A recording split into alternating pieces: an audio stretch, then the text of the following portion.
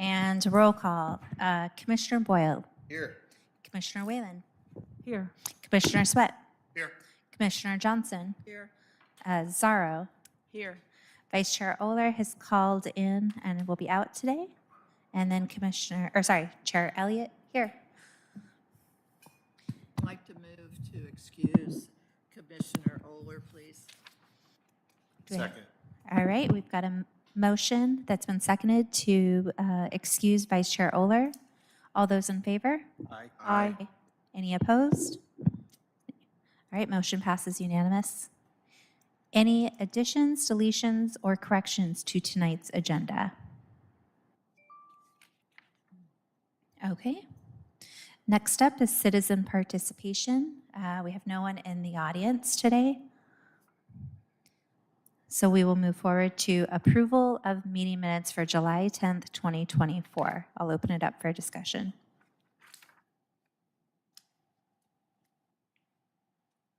All right, appears there's no discussion. Do I have a motion to approve the minutes? Question. Yes. Do we need to put that we didn't have the meeting, or does that not matter? The additional meeting? I guess it just says we supported it. Didn't mean. Okay, we'll leave it. No. Okay. I'll make a motion. All right. So I have a motion to approve the July 10th, 2024 meetings. Second. All right, and it's been seconded. All those in favor? Aye. Aye. Any opposed or all opposed? All right, motion passes unanimous. Next up is agenda item 6A, the 2024. Oh, okay. I was looking for that and thinking I was missing something. Okay. What are we looking at? Okay. So we did have a correction to tonight's agenda, and that is that the Framework is still waiting for some information from staff as it relates to some public works, utilities. So our hope was to bring those two sections at the last meeting, that special meeting, but they're still, it's really on us trying to get some of those capital facilities. We're still fine tuning that. And so that's why we had to cancel. So sorry about that. Okay. So let the record stand that agenda item 6A had been deleted, 2024 Development Code Update, which means that what was listed as 6B is now 6A. That's permit processing procedures. And with that, I will turn it over to staff to go over. So this was presented a couple months ago. It didn't have the specific red line codes, but it did. We discussed some of the concepts, some of the goals and objectives. So there are 3 legislative bills that we are trying to address, as well as some things that staff feels would go along with that. SB 5290, SB 5412, and HB 1293. So we're looking at 4 chapters: site plan, variance, application requirements, permit decisions, and appeal process. So the overall theme of these is to streamline the process of permit review and approval. So I've also attached the SEPA thresholds because some of the site plan suggestions I'm doing, it would align it with the SEPA thresholds, and there was some request for some of that information. So what I was going to do tonight, and then real quick, I was thinking we had until June of next year, but these sections actually are due by January 1st, 2025.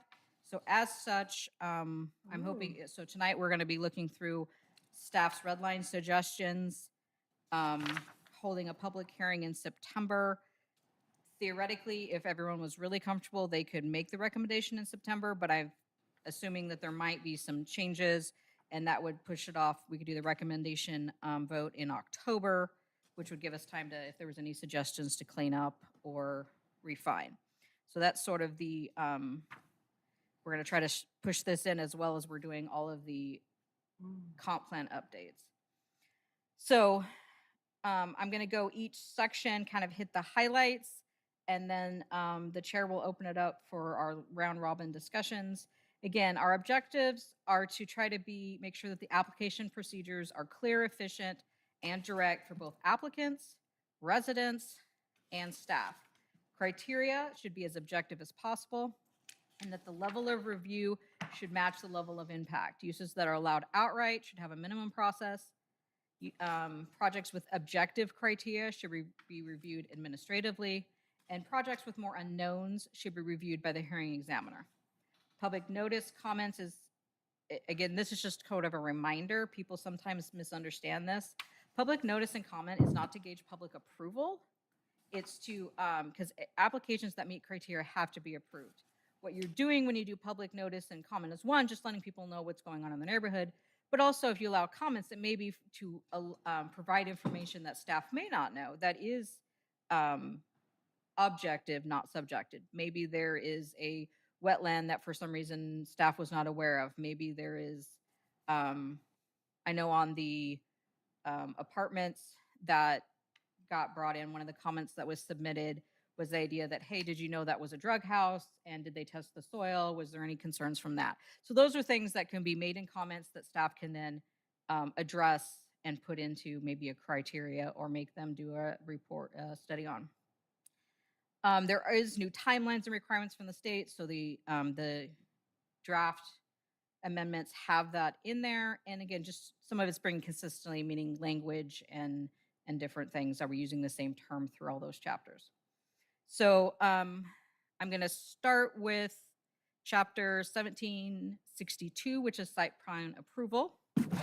And basically the highlights, and this is stuff that we did talk about a couple months ago, but I'm sure a lot of that may have faded at that time with everything else that we're doing, is I am proposing that we, in essence, drop the review process a level. So and match up with what the SEPA. So SEPA is an environmental requirement that if you are over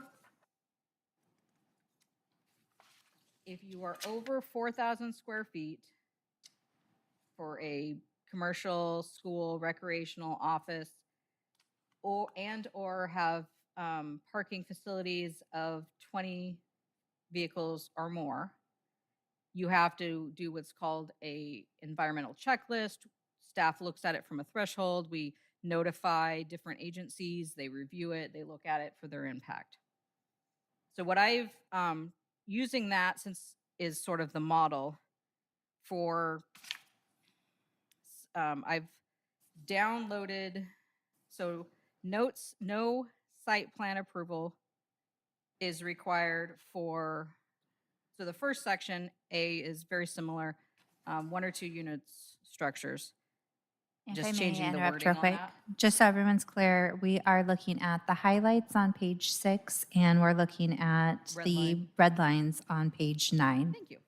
Oh, yeah, that's, Yeah, so Okay, if you just wanna want to make fo- sure we're sorry, if you both wanna looking at follow the along. same reference materials. can I ask one thing? Yes, of quickly? course. When you're going, are you going to do one thing at a time, then we have it, rather than going through We're every? gonna do each chapter. Yeah, Okay, so each okay. chapter, I'll go All right. through real quick the highlights and then we'll go around. Okay. Yeah, thanks. so we'll do A around, B around. Is that what you're Okay, thinking? cool. Okay. So, and I take it back. We'll discuss later the downgrading. All I'm doing in this section right now is matching up the criteria for what's a minor and a major with the same SEPA requirements.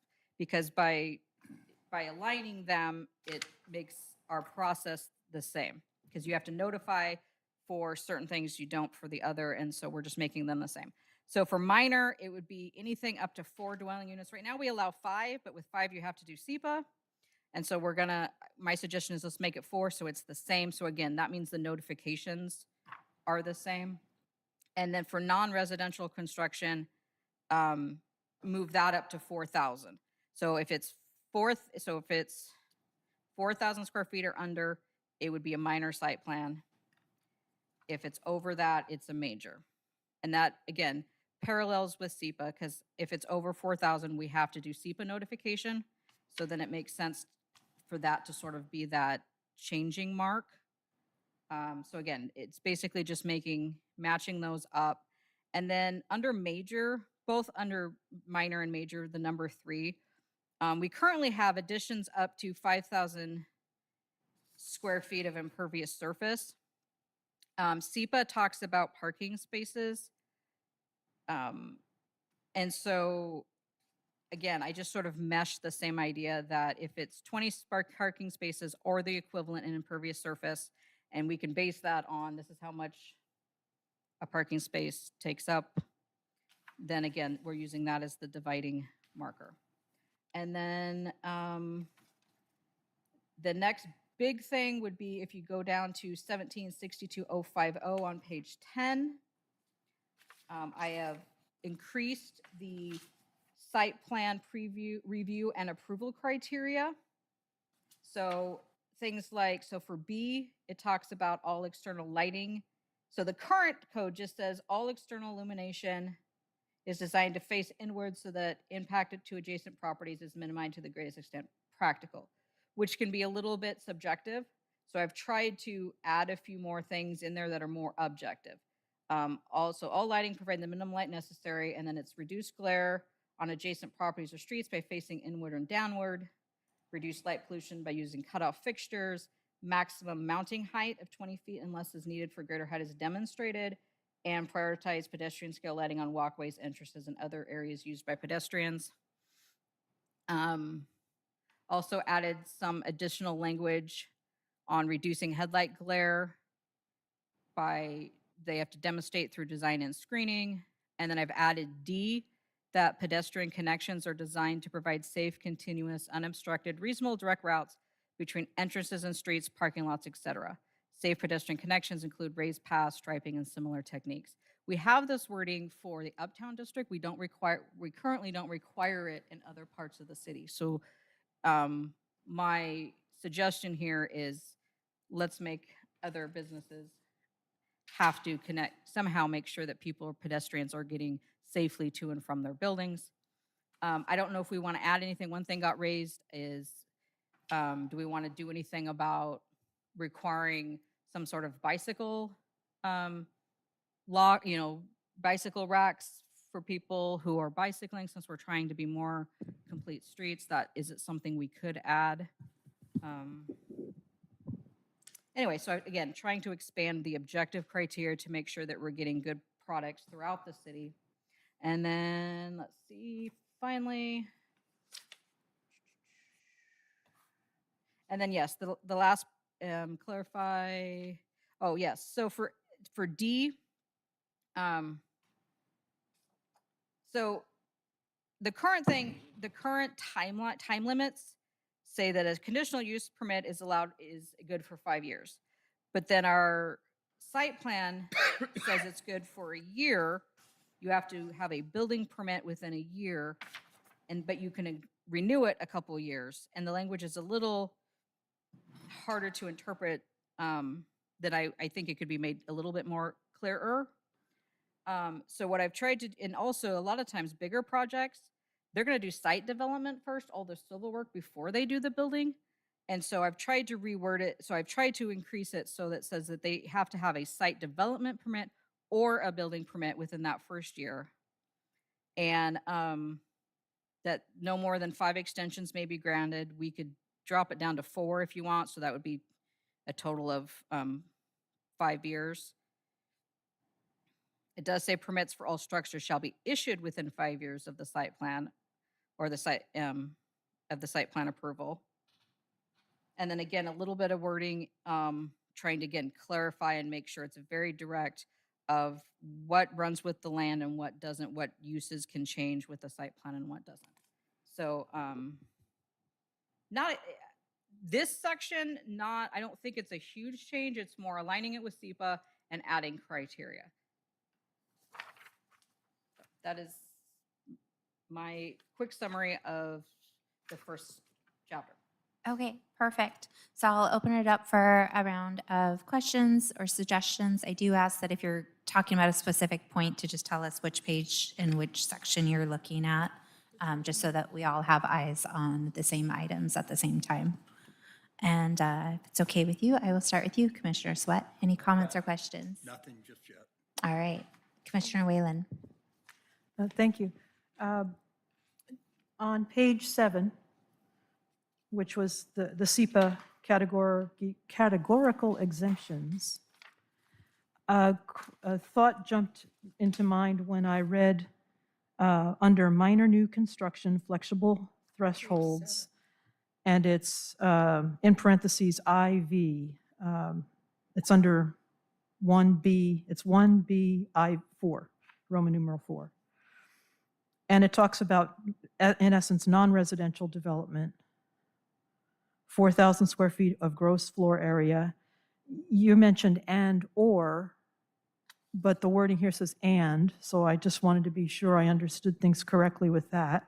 The other thing was, when I hear automobile, I don't think of things like semi-trucks or, the school buses, but, so I started to think about, well, the width of a parking stall, or what you'd need in a parking lot for 20 trucks, is different than 20 cars.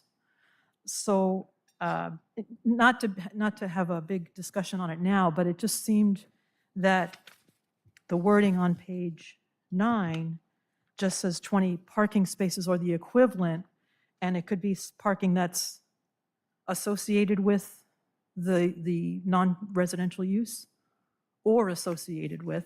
So if somebody had a business, they had a big lot, and they decided, I think I'm going to, an example, a restaurant, and I want to be more friendly for truck drivers. So 20 more truck spaces is different than 20 more, when I think automobile, I think car. I looked at Washington legislature definitions, and I didn't have any luck in finding their definition for automobile. So question for me there. So to summarize, the proposed changes is if you have up to 20 parking spaces or equivalent in impervious surfaces, site plan approval is required. So your concern is that the interpretation is, what if there's buses or trucks or something, but because they may not think of themselves as an automobile? I think what you're saying is if they said, well, we're only got 5 spaces, but they're for semi-trucks, that might be trying to get a loophole if that was the equivalent of 20 cars parking spaces. So first of all, I would say as for your and or, any of those would trigger. So Okay. if it was over 4,000, or if they're adding impervious service, or they're doing both. So Okay. either both. If they hit any of those, it would trigger whatever category they're in. Okay. We could very easily put passenger vehicle or automobile parking spaces or something if that, like I said, I was matching what WAC says and they don't specify. They just say parking lots of 20. They do say automobiles, so we could do automobiles. That would make sense. In there right now. Yeah. So the issue with automobile, our code doesn't define it. We define vehicles. And I couldn't find anything at the legislature that defined automobiles. So Find what? Automobiles. automobiles. So Oh, the but I- SEPA exemption says automobiles. Do you think of a semi-tractor trailer when you think automobile? I don't believe it does. No. So that was just one Okay. question. And then another question is, I noticed on page 9 that near the bottom, numbers 5, 6, and 7 of the current language were removed. And I'm curious to know, what about mixed-use developments or the items identified in 5, 6, and 7? If they've been removed here, is there someplace else where they're supposed to have a major site plan, or they don't have to have a major site plan?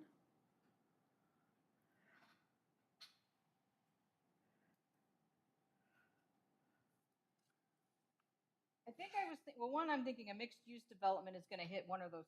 I think all of those, the first one is going to hit one or the other. It's either going to hit the square footage, or it's going to hit how many dwelling units. So it felt redundant. I don't know what other, again, if we're basing it on size and parking,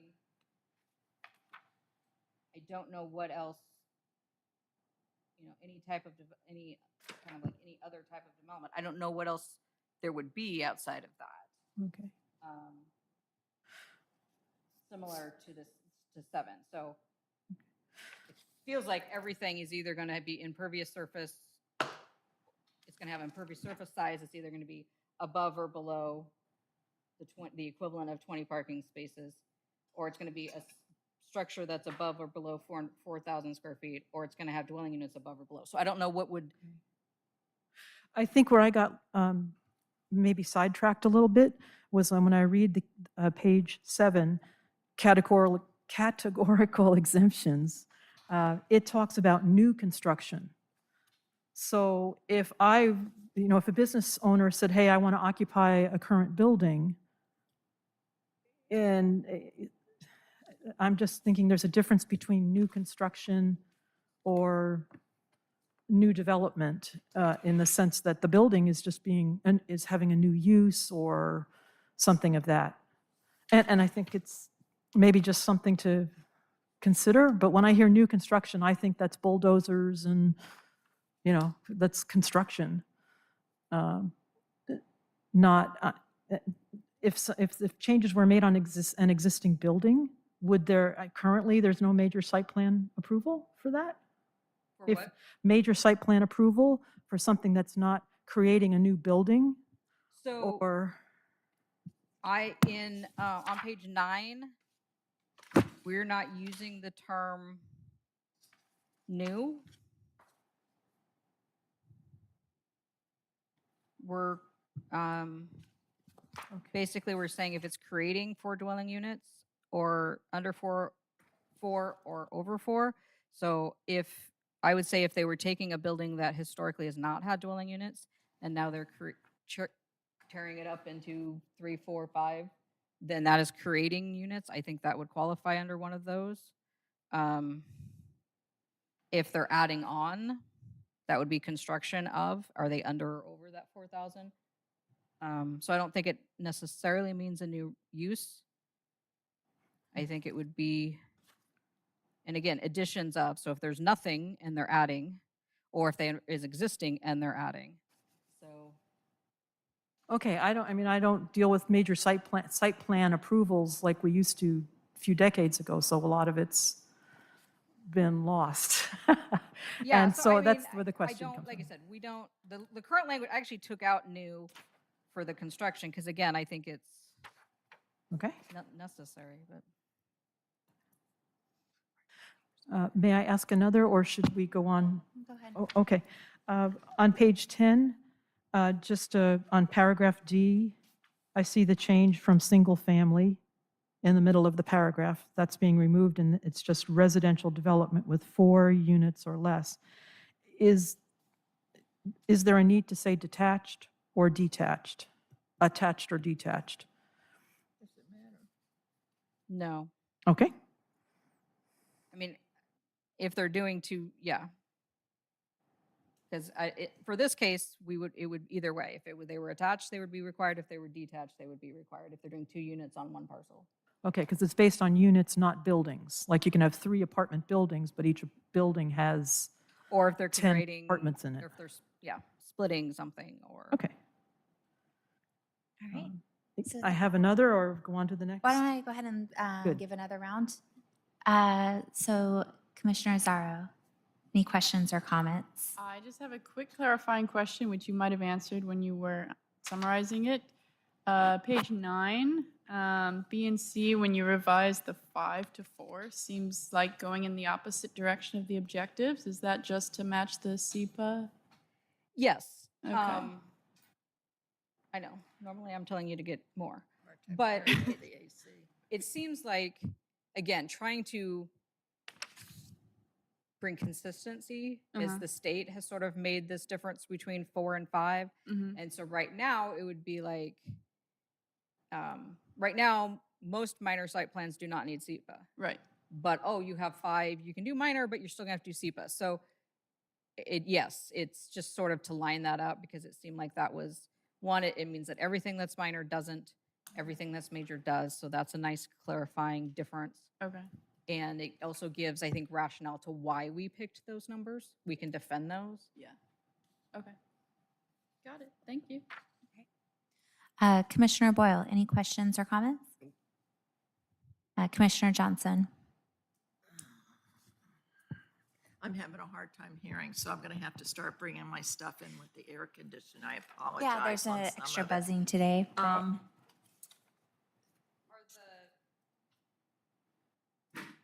No, I'm okay. It's just that it's the echoing with the AC. No, you're fine. Okay, mine are just simple. On page 6, 2E about the neighborhood meeting if requested. We're not there yet. That's site plan. But that is, Variance. Oh, sorry. Okay, let's We'll go get there. back. Right, wait a minute. That's right, variance. So we're under, on page 6, Yeah, just no, the okay. highlights of A, 1 through 4? Just 1 through 4, all right. On this one, I understand not having 5, 6, and 7 because we'll no longer have defined mixed-use areas, right? Is that why that was developments as a in my- definition? I guess the only difference would be if you wanted, let's say you had a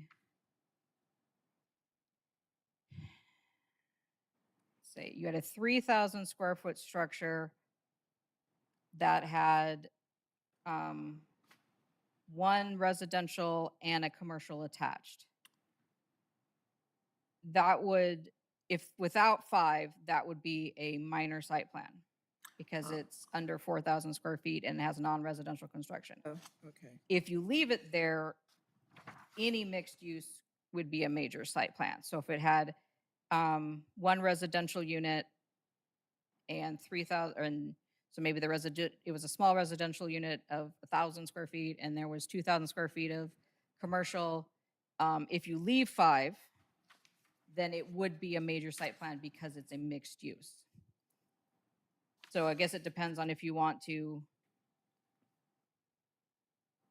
automatically every mixed use is a major, or say we will take each mixed use and see how it fits in per square footage and dwelling units.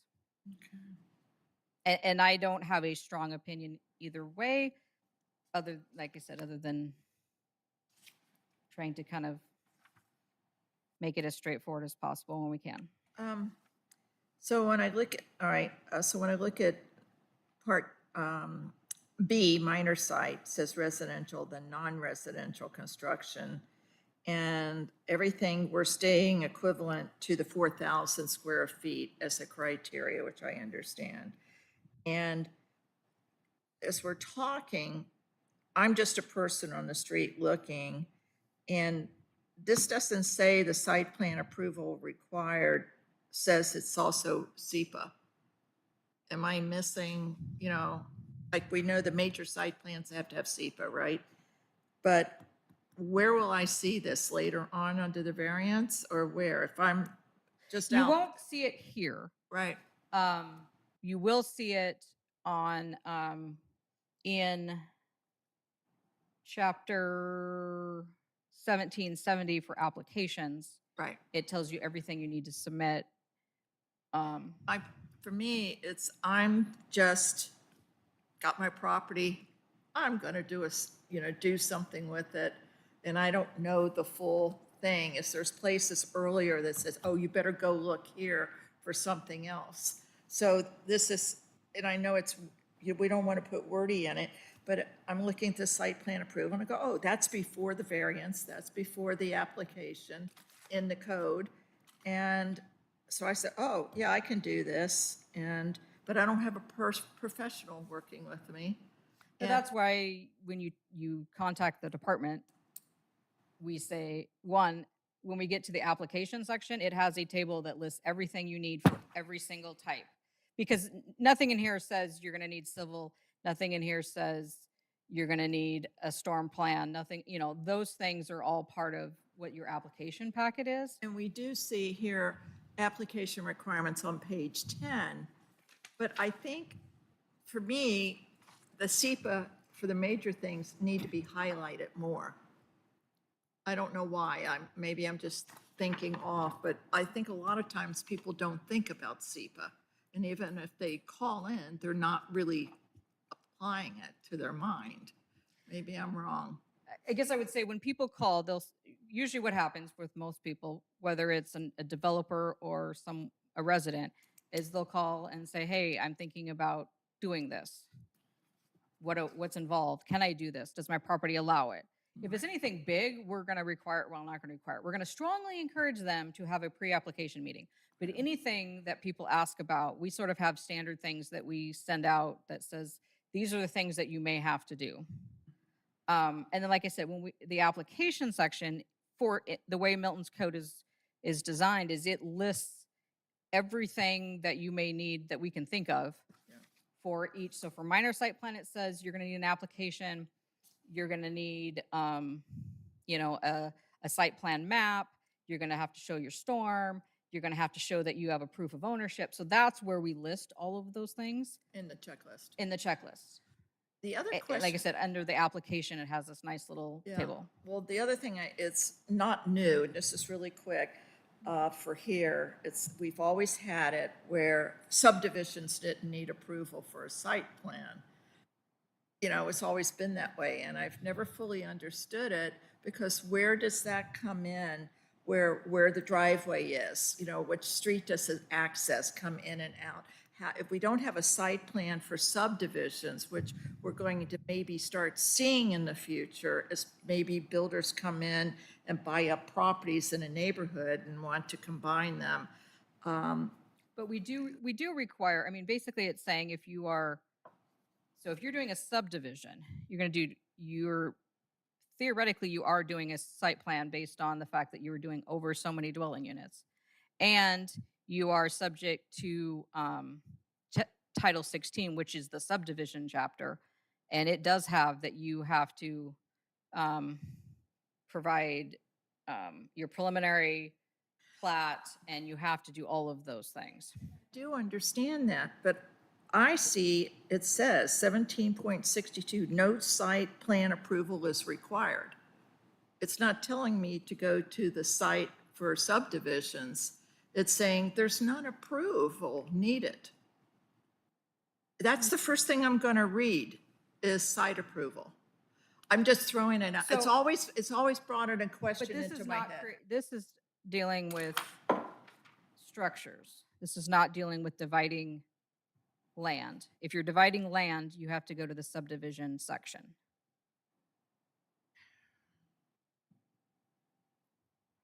Okay. Okay. It's got its whole chapter. Well, that line has always bothered me, because I think it leads somebody at first to say, oh, I'm going to put a subdivision on my 4 acres. So you're talking about A1. Yeah, yeah. Okay, you're wanting just a reference. Sorry,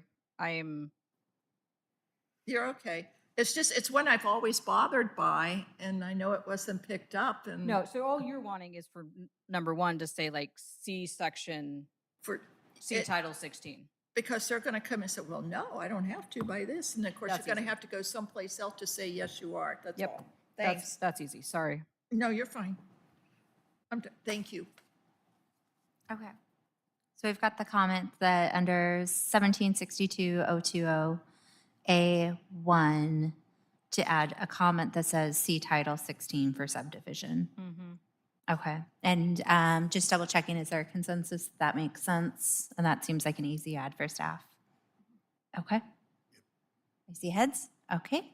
Did you have a comment about the subdivision line? Just a comment on that is I'd appreciate Commissioner Johnson taking a look through and seeing if there's other things that you go, it would be handy if there was a referral to the chapter elsewhere. But I know you can get really tangled up in that, and then when changes are made or the numerical, then you've really got to go through the code. So I'm sure it's a balance, but otherwise that's fine with me.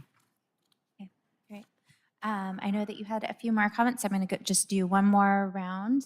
Commissioner Sweat, any comments? Go ahead. All right. Okay. Uh, The 1762040 on page 12, Page 12. it says permit decision and appeal processes, but it seems to be only discussing the decision, not the appeal. Am I missing Page something? 10. 10, okay. So on page 10, in the middle of the page, 1762040, permit decision and appeal processes. I was looking for information about the appeal.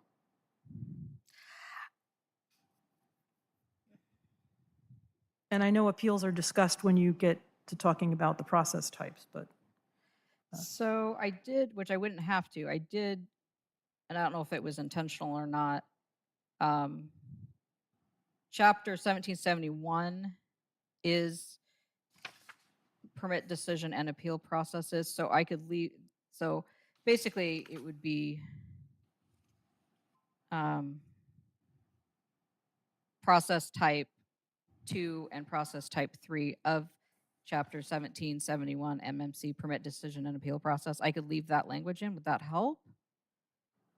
Because when you go to chapter 1771, it explains what the process is and what the appeal process is.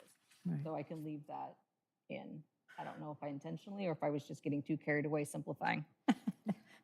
it's that same theme of giving ready reference. It's always that fine line because then things move and then you're referencing things that have moved, Yeah. but you want to do enough when you can. So I can definitely put that back in. And then the next, I'll wait till you finish your note there. So language in 1762050, site plan review and approval criteria. First thing, I want to say thank you for adding in more specific language regarding lighting. It's an important issue to address. If you could provide a little list of what would possibly be appropriate as additional things to add, because I'm thinking in some way there's design standards for a specific area, and then there's things that are universal. Bicycle rack, that's okay with me to be added, but I hadn't really thought about what else might be added to plan review and approval. I was trying to look, in this case, I was, some cities I'm finding like Fife doesn't really have a site plan process. I was a little shocked when I was trying to like reach out and they were like, yeah, we really need something kind of like what you know, like that rolls everything together. Like they have civil and they have building. And so so planners are trying to like grab as part of that. So that was a little shocking. But Furcrest did, which is where I came from. So for me, it was very expected. So I did look on some of their stuff. I can look and see if there's anything else. I tried to, part of what I was doing is thinking of what do we do right now that I wish I had more teeth for. And some of it is pedestrian. Like I said, bicycles got brought up in conversation by a council member wanting to, and again, the lighting I want to make, like I said, when I go for lighting, I sort of like, tell them they have to do this, but I want the code to back me up. So those are the big ones that I know I'm always pushing. So then I wanted to just kind of make that, but I can look and see if there's anything else that I think might be helpful.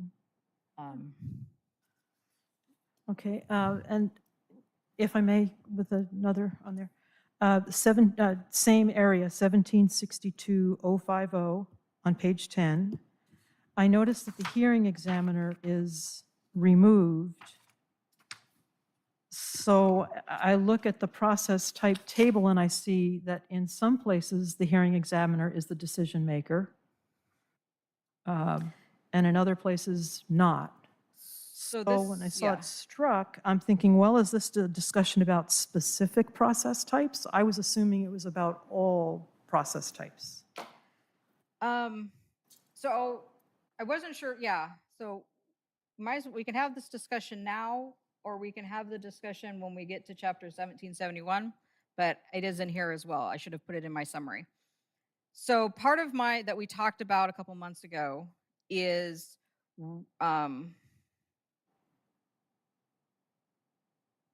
let's see, is wanting to drop basically both minor and major site plans to a staff level. And so, yes, anywhere it says hearing examiner, it would change to director. And again, my thinking, my thinking process is site plan is very specific criteria. You have this criteria to meet. If you meet this criteria, you're going to get approved. When we get to the 1771, I'll talk a little bit about that there's for the notifications and what I'm thinking on that point. So I'll bring that in here, which does touch a little bit on what Commissioner Johnson was saying. So my suggestion is that minor site plans go from 3, which is staff level with a comment period, to just staff approval. They are short plats. They are smaller buildings. If they have to meet the criteria. If they meet the criteria, we're gonna approve them. And then make major site plan review a level 3, which still has a comment period. We would still notify all the properties within 500 feet.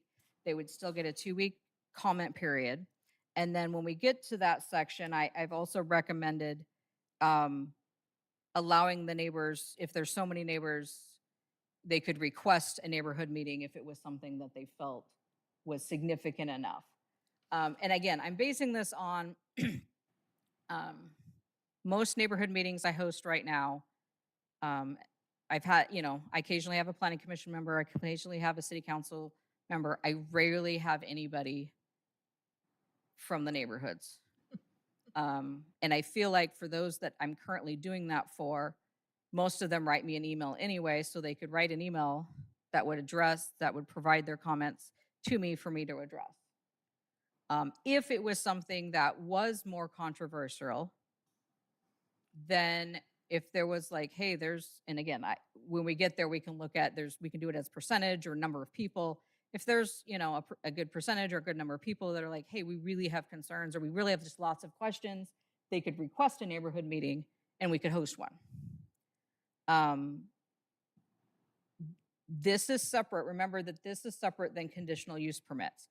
Conditional use permits will continue to require a neighborhood meeting and continue to require a public hearing, because when it's a conditional use permit, the assumption is that there are more iffies involved. There is more things that it's designed for. We feel like there's maybe some, like right now we're dealing with the semi-truck parking. There's things like fumes, there's things like noise that are different. So anything that's under that, we are going to keep the same way. But this is like Sherwin-Williams. They were required to do a neighborhood meeting. And again, I think one friend of a person across the street came just to kind of hear. And the one comment was, can we have a sign that says no truck traffic goes on 27th? And we said, sure. That could have been, you could just have easily have said that in a notice. And then, so again, unless there's a whole bunch. So that's what I'm doing there. So we can have that conversation here, or we can have it when we get to applications where I'm moving a couple of things around. I'm not sure which would be preferable. Could we do that when we get to pages 35 and all that, where you've got I think it might be process more type? appropriate because we're dealing with all of those categories. Okay. Yes, Commissioner Boyle. I should know this, but are you the community development director? Say what? We don't have a community development director, so for default, yes, I would be making those decisions. Okay, so, in the past, we've had quite the turnstile of people coming in and then leaving. And so how do we ensure that we have someone on staff that's going to be able to handle this now that we've put a lot more of the load onto staff and making these administrative decisions if, God forbid, you leave for some reason, you know, and we're in the lurch. So you've got this time period of trying to find someone and interviews and putting out the notices and things like that. And is that something that's been thought of with all of this to ensure that we have this person on staff all the time or a backup? So right now, we're doing those things, except instead of it being a decision, it's a staff report that goes to the hearing examiner who then makes the final decision. And again, in most cases, it's been pretty straightforward. The only ones that haven't have been conditional use permits, which I'm suggesting we keep those that way. Yeah. So yes, two things there. I mean, if I leave, they're gonna have, they would use a consultant to do, but either way, they would need a consultant Did to before.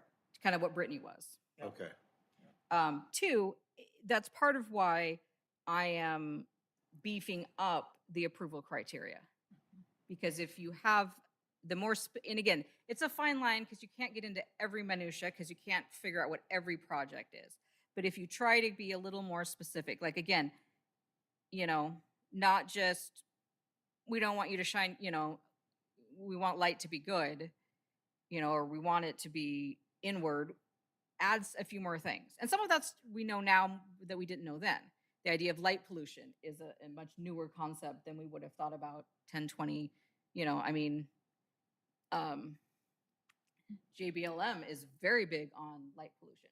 It screws up their planes with everything being so bright and shiny. So there's lots of reasons. It affects bats, it affects birds, it affects our military. So those are things that you learn and you go, oh, we need to add that in. So that's where I want to beef up the approval criteria so it is less having to have people, because again, most of this is what people do ask about. Is this going to shine on my house? Can I have a fence? Am I going to have to look at it? So if we can put it in there, like these are the reoccurring things, then that addresses that. And it means that whoever comes in next has less discretion. Not that you will have a lifetime here at Milton, as we know you're welcome. I was thinking of something else too, just to throw something out there is, you know, we kind of forget about these things is the increase in electric cars. And, you know, at some point, if you're talking about parking spaces, then you may need to start talking about requirements for people to have electric car plugins. It's already in the I code. think It's in the building code is having some things for residential. And council has talked, I don't know if it'll go I don't think it'll go anywhere anytime soon. Yeah. Because the technology keeps changing, but yes, at some point, do we look at that? Yeah, I know we had talked about it here at the planning commission 6, 7 years ago, and it kind of was like, all right, let's put this in here. It's in there. We'll see if it flies, you know, and it's kind of flown a little bit. So just curious. That was it. That's all I got. Thank you. Me? right. Yes, please, So, Commissioner Whalen. one of the things to get clarified for me is understanding site plan approvals. Is it only applicable to the permits that are listed under process type 2 and 3? Because here again, I see the hearing examiner removed, and then I think, well, maybe, process type 4s, there might be something like a preliminary subdivision, a binding site plan. You know, there aren't, so I'm just trying to get clarified, and I'll repeat the question, What is is, a site plan versus what is a biting site plan versus what is something else? well, it's just, I would presume that anything that needed a site plan approval, it could be something in a process type 1, or it could be a process type 4. And it seems that it's the administrative decisions are director only, so that I'm assuming that the only types of permits that would need site plan approval are the ones that are listed on our table for process types. So And it's my ignorance Let that, me see if this helps. Sometimes a project can require multiple types. oh, So like you said, let's take our lovely truck parking up there. It needs a conditional use permit because of the way it was interpreted of what it was closest to was a transit thing. But even though it needs a conditional use permit, it also needs a site plan because it's got impervious surface that hits the mark. And in that case, you go with whatever's the higher review. So even though, let's say we did the change, that if you did the change, and well, site plan's only type 3, but you're also needing conditional use permit, which is type 4. So the site plan basically gets run concurrently and you do both at type 4. Yep. And if for some reason you had something that maybe was type 1, so let's say you had a building that was only like even the thing up there's no building for the truck parking. So you're like, well, there's no building, but they're doing over the equivalent of currently 5,000 square feet. So even though there's no building, which wouldn't require a site plan, their impervious surface does, so it gets bumped up. So you always bump up to whatever's the highest for that project, if that helps.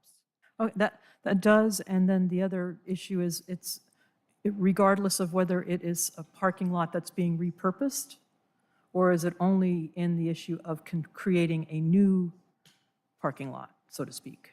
So if they're adding impervious surface, it kicks in depending on how much. Okay. And I did leave, let's see. Yep. Gotcha.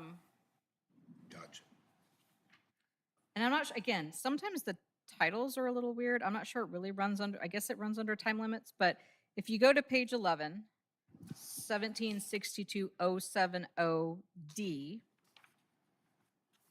it says site plan approval is intended to run with the land.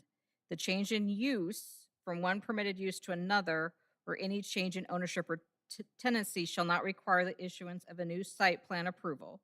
So if you're going from a restaurant to a restaurant or a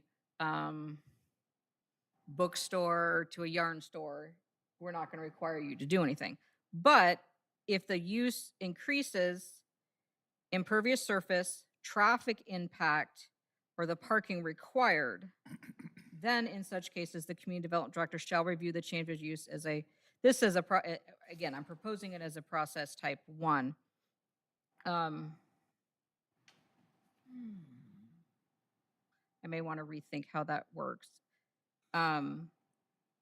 Yeah, so again, it would still be reviewed for site plan. And so, again, if they're changing impervious surface and it kicks in the site plan. But for the other, like traffic impact, kind of what we do now, because again, that language the way it's written is a little awkward, how it's currently written. So if we get, so like we have been working and we're finally resolved for the most part with the Ken's Pool and Spa. So Ken's Pool and Spa went into the house. So it'd been a residential, though from my understanding, the guy sort of ran an unofficial auto dealership. So as they come in and all of a sudden they're running a commercial business, which is allowed by zone. And they didn't think anything of it. But the city is like, wait a minute, its use was a single family house. And I understand that the guy was illegally doing, and he had probably paved it all or graveled it all illegally. I can't go a lot back that direction. But you are a different use that has different traffic than a single family home. So in that case, we sort of ran it as again, it's real unclear. So we kind of did a hybrid between a 1 and a 2. I think we did do some notifying. But in essence, they had to pay traffic impact fees.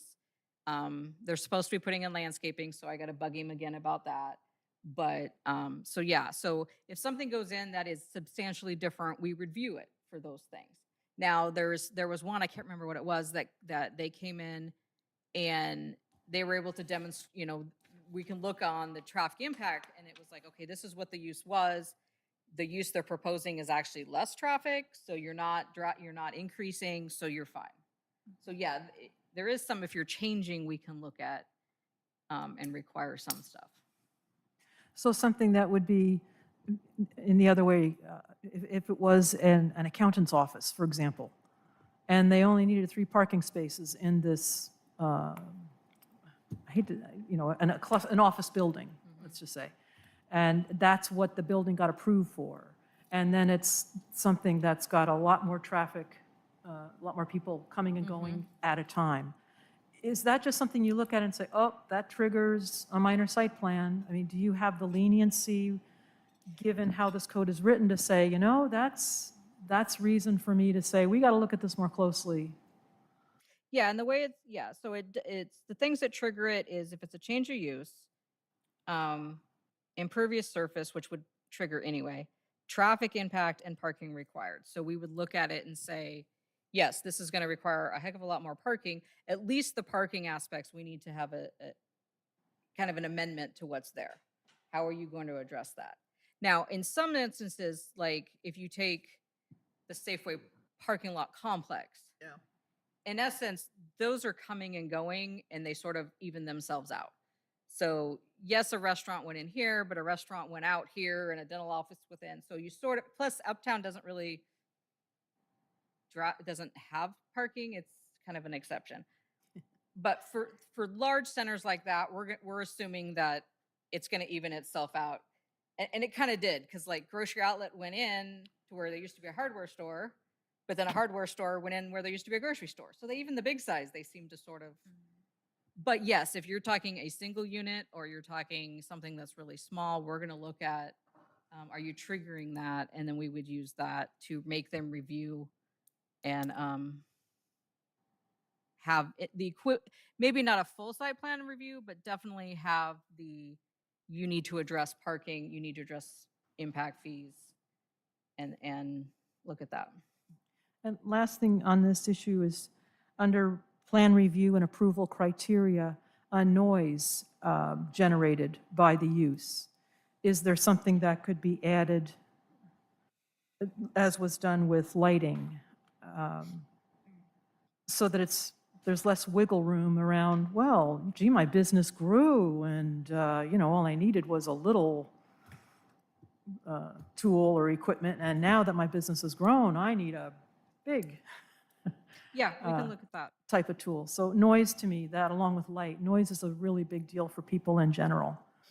So if it's looked at in advance, it could be helpful in terms of giving the city a little ground to stand on to say, no, wait a minute. You said you would be doing this, this, and this was the level of impact, but now you're, yeah, before you were making ice cubes in your refrigerator, now you're doing this massive refrigeration thing. So there's a lot more compressor noise, just to make a facetious hypothetical. So noise, as I think about it, if it's possible. What section are we at right there on that comment? Page 10 near the bottom, Okay. there was the question about, So basically, can we add some approval of criteria that would address noise? Okay. and I fibbed one last thing on page 11. There was a open question about paragraph B, new language near the end, where the statement says no more than 5 extensions may be granted. And your question was, should it be reduced to 4? I favor the 4 myself. No, I think it should have been 4. Why? No, that's fine. Because the way okay, see. So it's 5 years total. Yeah, it's written with 5 years total, which would be the first year plus 4 extensions. Okay. But I think when I saw 5 years total, I wrote 5 extensions, but I think if we're keeping it the same, it actually would be 4 extensions. Okay. And, it's not my turn yet, sorry. I think you're all Change set. that to 4. Well, when we get to the next, Okay. if everybody's done, but going to the Okay. next thing, could we All right. Could we skip over variances, since we've been talking about site plan approval, and site plan approval seems to tie so closely to the table? Just a suggestion to make that the next section to talk about, but that's up to everybody else. Thank you. That's fine. I just want to make sure we go around for finish this round of comments. Commissioner Zaro, did you have any comments, questions? Commissioner Boyle?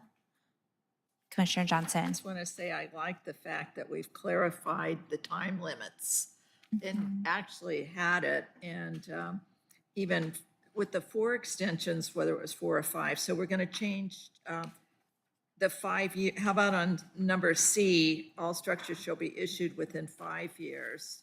So that would be right, because you'd have the first year for the application and the 4 extensions.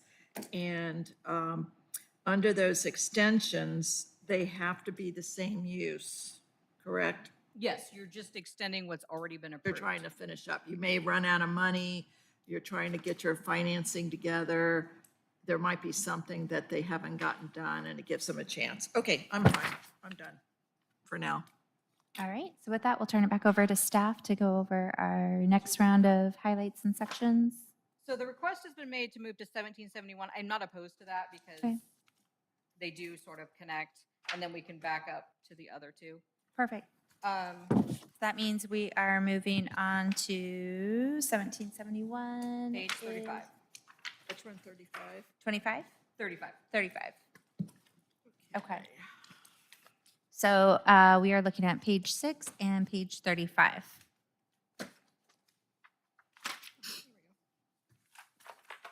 All right. So, let's see. So this is our decisions and appeals section. So it outlines depending on which type, it outlines what are those steps and how things are done. So a couple things, just kind of start with the brief summary of the highlights, is I separated on page 37 and 38, I separated the process types table and the processing procedures table.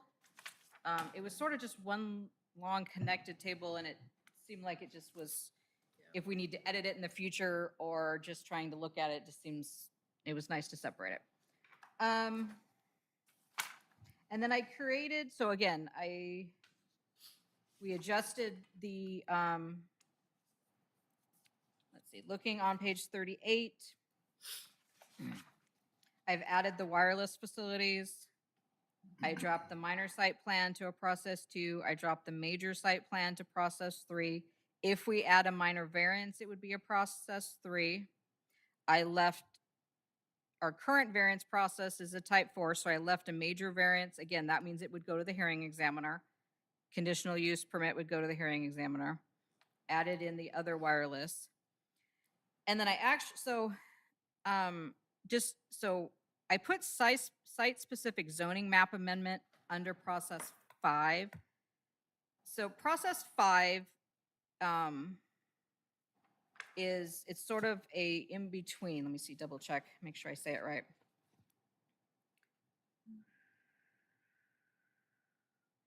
So it's a final decision by the city council after a recommendation from the hearing examiner. So what a site-specific is somebody comes in and says, this is my lot, and right now I am business, but I am right next to multifamily and I want to make it multifamily. If it's a one-lot application of a change of a map, by state law, we have to treat it like it's a project. And you only get one hearing, and it's very specific how it does. Versus what we do for, like right now with the comp plan and the zoning map, is it's legislative. We're saying it's for the whole city. So we can have as many public hearings as we want. We can talk about it however we want. And so that's what process 6 is those things. Anything that is the code amendments, the citywide zoning amendments, anything that comes through this goes up is 6. It's when you have this site-specific zoning map amendment, it's an applicant and it has to be treated like a project. And 5 seems to be more of that in between. So basically we would do it the same as the plan development that we currently have and the special use permits, which are a recommendation of the hearing examiner, and then city council makes the final decision. So that's just seemed to be more accurate to what it needs to be. Let's see, decisions, appeals. again, so then I simplified, since everything is in our tables, I took out a lot of the text that duplicated it, partially because I just feel like it's not necessary. And it also means that you're less likely to have conflicts if you just have it in one place and not two. And then I added, because, and partially because I am recommending moving the major site plan down to type 3, which means it's not going to automatically have a neighborhood meeting and a public hearing. It's not going to have a public hearing at all, and it's not automatically going to have a neighborhood meeting. I'm suggesting, so if you're looking on page 41, C1, kind of the red, is currently a type 3, neighborhood meetings are not required.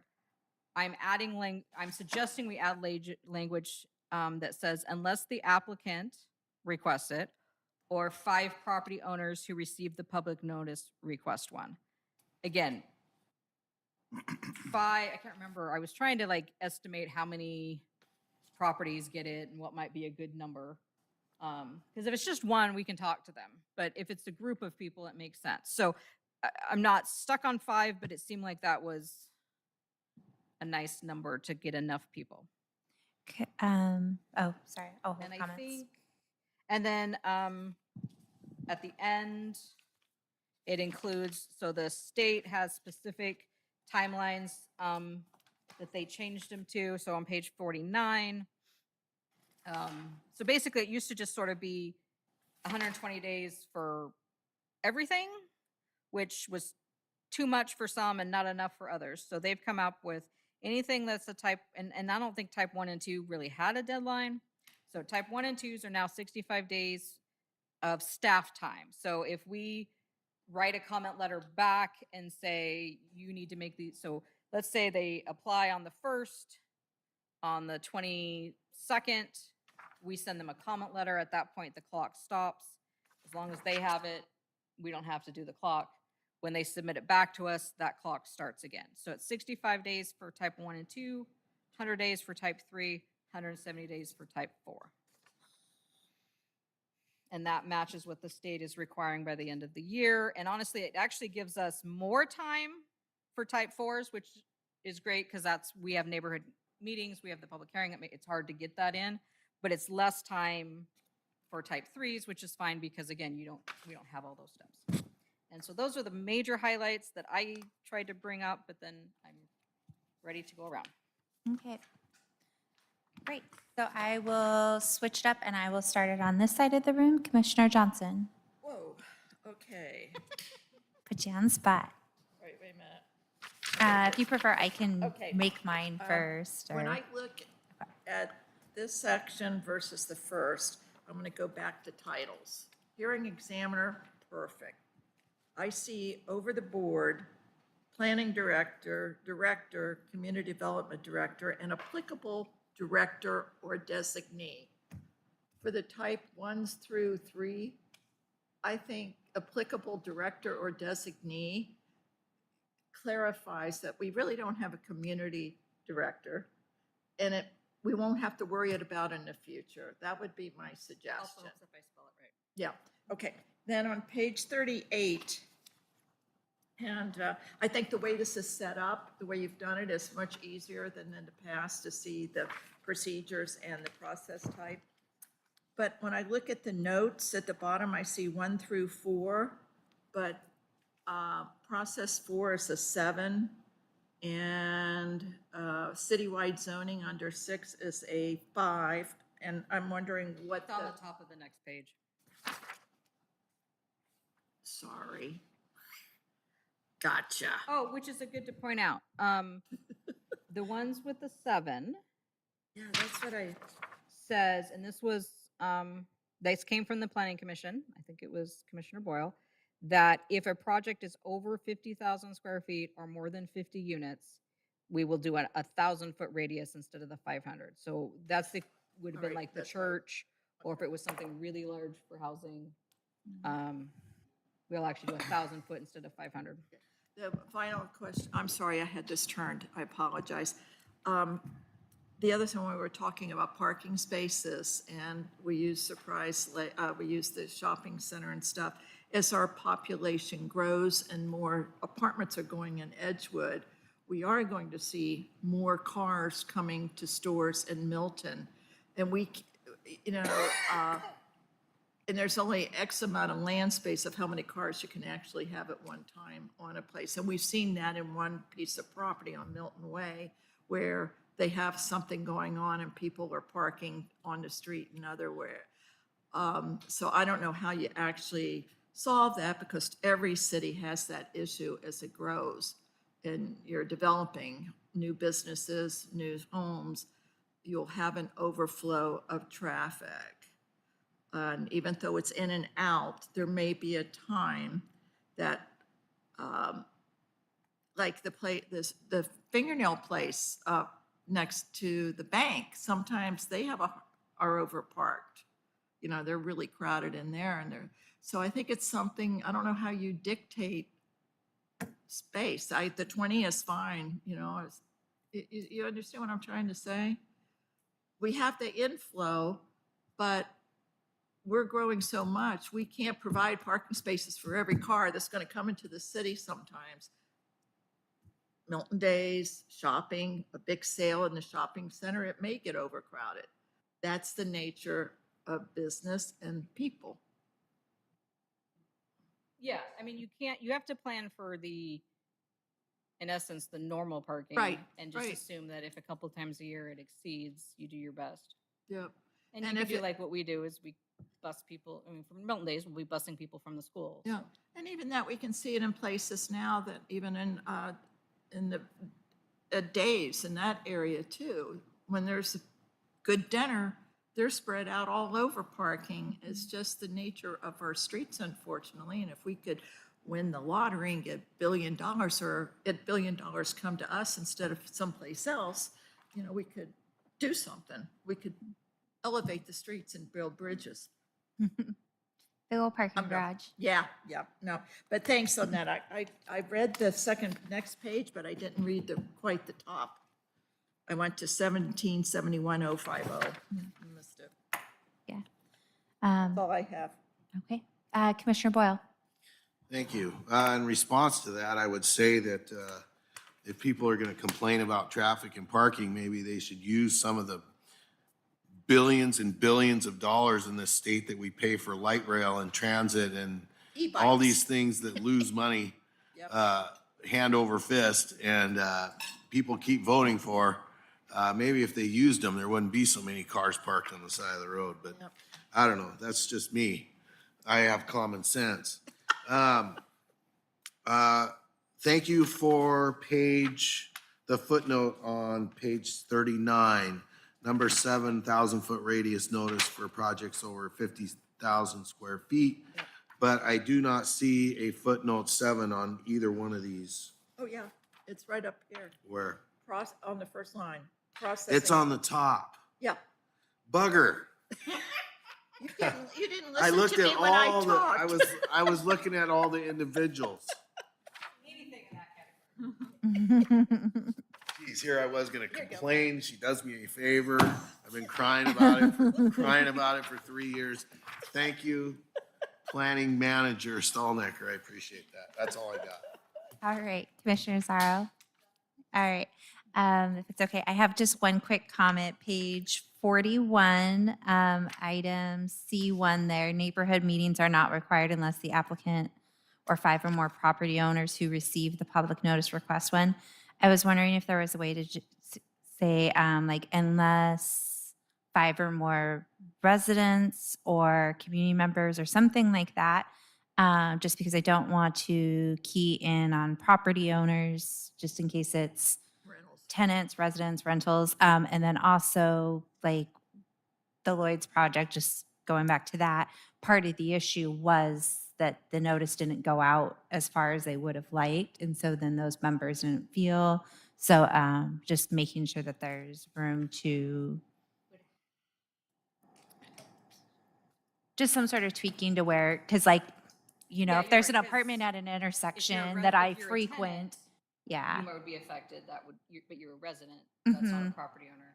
Or if it's I guess I something was thinking- I was on trying to Milton think of, like, Way that like we households or commonly something. use.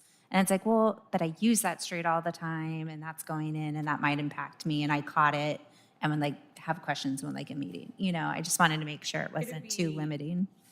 5 5 or more people for all I care, but non-related residents or something? yeah. I just don't want like a family of 5 to say we're asking for it. Yeah. Yeah. Okay, I'll play with the language. Or you 5 or could more say households or property something like- owners or tenants, separate housing tenants. And so do you want me to remove who received the public notice? Yeah, that was one part, just because if it's at an intersection that I frequent, but I'm not in the notice, but I happen to catch wind of it, I'd like to have the opportunity to request. Okay. So that was my quick comment there. So going down the list, Commissioner Whalen? Thank you.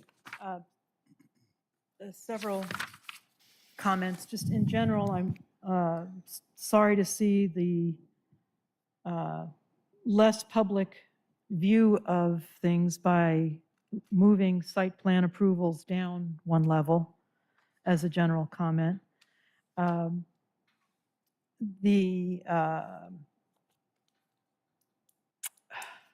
And I feel pretty strongly about it.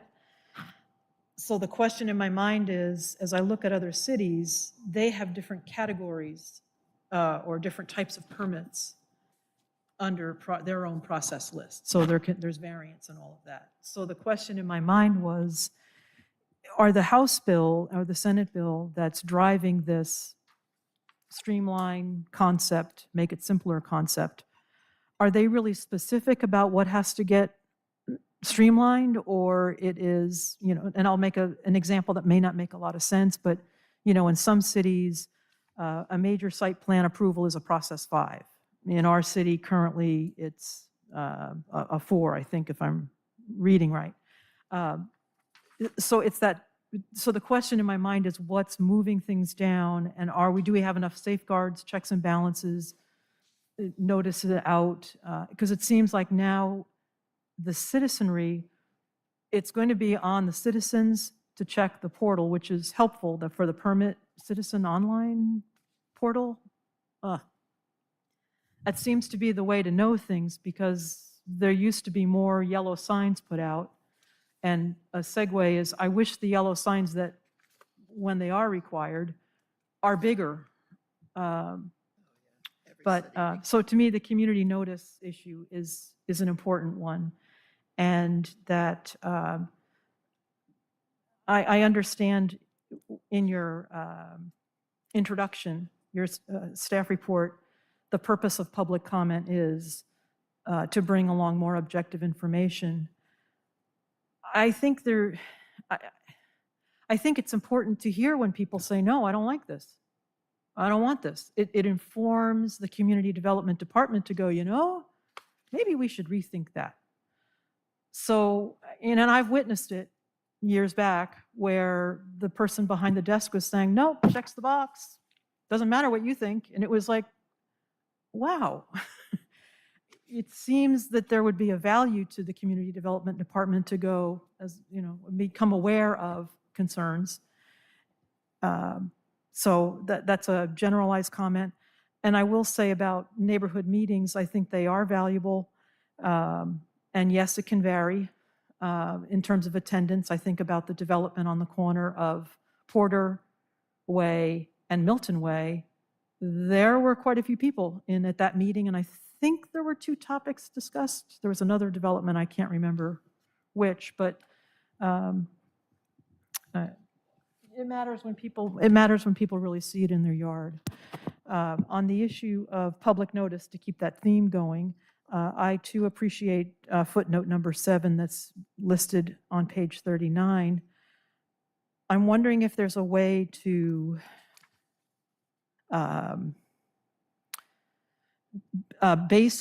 expand the criteria for footnote number 7 to include number of additional trips generated.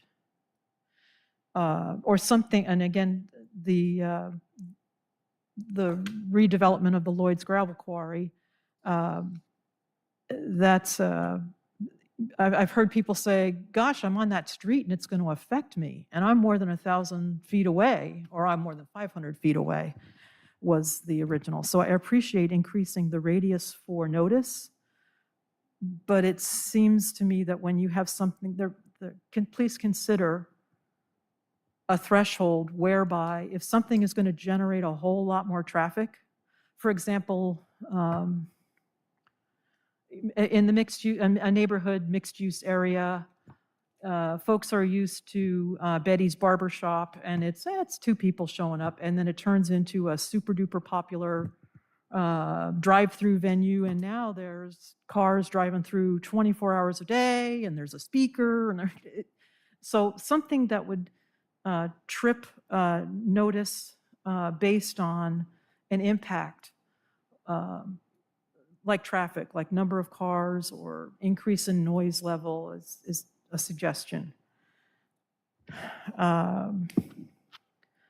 Another overall comment about, and I appreciate the earlier comment about as businesses grow, parking demands increase, there's going to be a blurring of your space, my space kind of thing that will happen.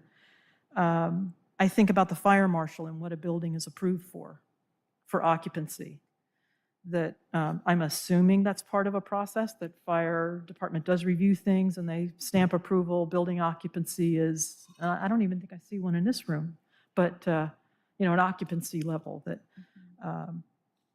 maybe looking at the fire code to see something as a threshold limit.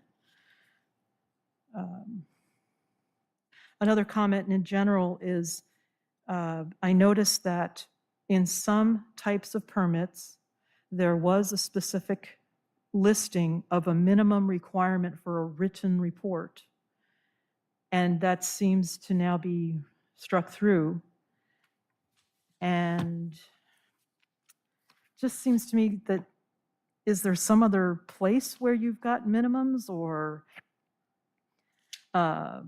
is there a best practice standard or something? So page 37's chart Huh?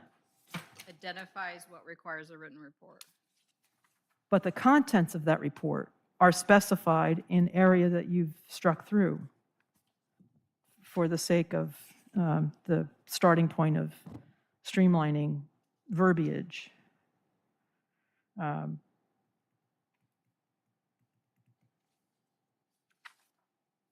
And the other thing, so that concerns me, but then there's a question behind that of, is there something in, maybe there's a procedure in office or something that says when we do a staff report, these are the topics we cover, or this is, whereas things were enumerated specifically here, there must have been a reason for that.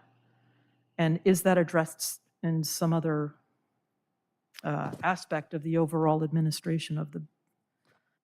So you're saying because the table of uses states whether or not a written report is required, but there's nothing in here specifying I would say let's, what the written report consists of. some of that I did leave, and it's just, in I the mean- clean one, it might show up better, which I'm not seeing Yeah. right now. Okay. So we'll take a look at that. So I'm referring to starting at page 39, where there is that, just like the chart, you've got a grid, and it's every single step of the way, and it goes across the top. Each column addresses a different process type. So I can appreciate the perspective of, well, if no neighborhood, or if no report is required, why say anything? But it seems like in a lot of cases, reports have just been, there's a lot of specificity that's gone now for standards of reports, and I'm sorry I don't have it highlighted. And I don't want to Yeah, so I take guess people's time on that. page 40, under number 2, which I don't know if it's really number 2, but it says number 2. So yeah, the applicable director or designee shall, remains, the applicable director or designee shall prepare a written decision for each process type 2 applications. And I did strike the decision record may be the form of a staff report, letter, permit itself, or other written document, just because it seemed like it would if it has, I mean, just seems, that's just about everything. Oh, okay. Well, so further down, number 3 on page 40, the second half of the paragraph is struck by listing some of the things that would go into that written report for a process type 2 application. Any conditions necessary to ensure consistency, mitigation measures, provisions of SEPA. So it seemed to me like it's important stuff, and then I wondered, well, maybe it's listed somewhere else. And there must, I'm presuming there was a good reason for having put it in here anyway. So that's my thinking on that. And again, I just So, trying to reduce the word count to some extent, and that's why I had just add other related code sections to sort of take the place of all of that. But it could be, if it feels like we need to be more specific, that could be added back in. yeah, and I could see where taking out the examples, because sometimes when you start listing examples, then something gets added later, and then you forget to change it here because it's not applicable, and then someone says, well, you didn't list that there. So by saying, basically blanketing and saying, we looked at the review criteria of other related code sections, means that we Defines it. covered it all. Yeah, I do. So I'm okay with it being left as stricken, assuming that there is also a little bit of when you're looking at it scratched out. I think I'd like to see it when it's all clean, but that seems to make sense to me the way it's written. And I can relook through and see if maybe some, like I said, maybe there's bits and pieces that could be, Yeah, make sense to Kate. So that was the thinking behind it anyway. yeah. I was looking at it as a minimum. At a minimum, these topics need to be covered. But so I appreciate your considering it and welcome other commissioners' opinion about it. No, it's a good point to think through. Yeah. On page 41, C1, the neighborhood meetings. You know me, I'd love to have it be a lower, the trigger there. I would be in favor of fewer and fewer people. And I appreciate the revision suggested by Chair Elliott, where let's get a little more global, that it's not just the people who receive the public notice. So striking that, and that it could be property owners or tenants. And the other thing I speculate on is it doesn't have to be of Milton. It could be we've got a development that is happening close to our borderline, which if there's notice that goes out, they would be within a radius. But if there was something that, for example, didn't require a neighborhood meeting, and it was near our property borderline with another city, that there would, I'm just looking to expand the number of people instead of saying, well, yeah, we got 10 people who are interested, but only 4 of them live in Milton, kind of a thing. So those were the thoughts that crossed my mind, and try to make it a little more global, and your non-related family members. I see your point in all of that.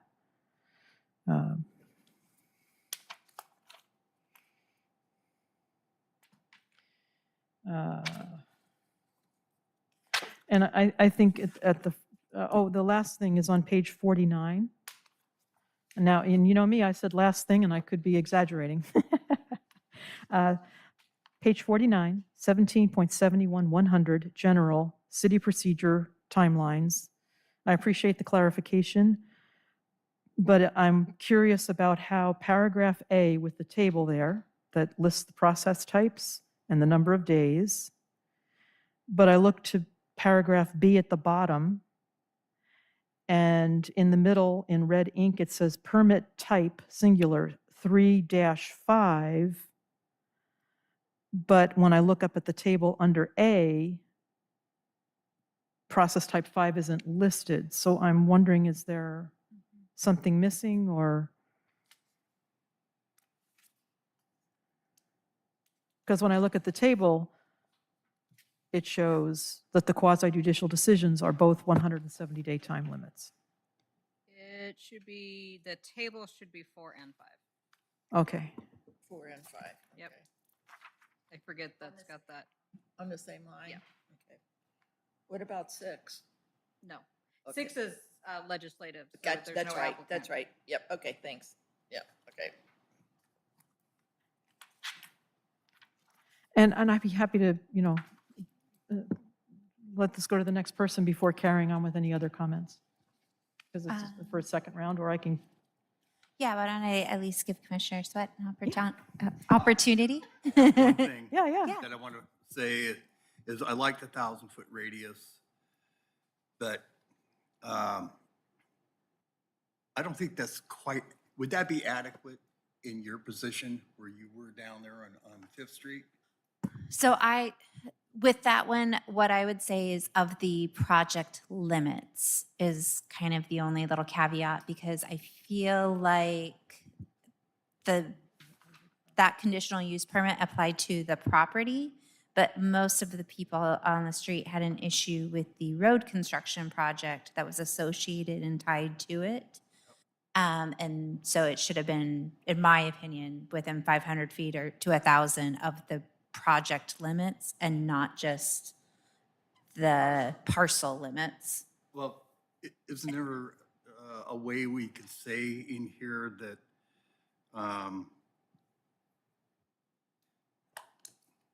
somebody from your office needs to drive through there once to see who's going to be impacted by this project, and then make a determination then whether it's 1,000 feet or 2,000 feet, because I can see issues. Well, there's a lot of people back off that Fifth Street because there's another road over there, and it's a dead end, right?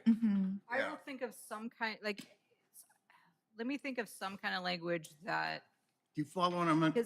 because my guess is when they first proposed it, they probably didn't know yet that they were going to have to do the road. Oh, no, that was at the community meeting that I got Oh, notified, like, so maybe here's they'd all. So Nick must have already had those conversations with Yeah, them. so they were already telling Okay. us about how great they were going to do and that they had volunteered So to they do had already this. had all those negotiations Yeah. before they got there. So then, yes, in that case, I think some kind of wording that says, for the warehouses, it easily would have been over 50,000 square feet Mhm. under our new thing. And then, yeah, I can look at some kind of language, like you said, that sort of says the parcel, and then something that says including any, road improvements. Yeah, Because in most cases, they're only road improving right in front of the parcel, so that would be fine.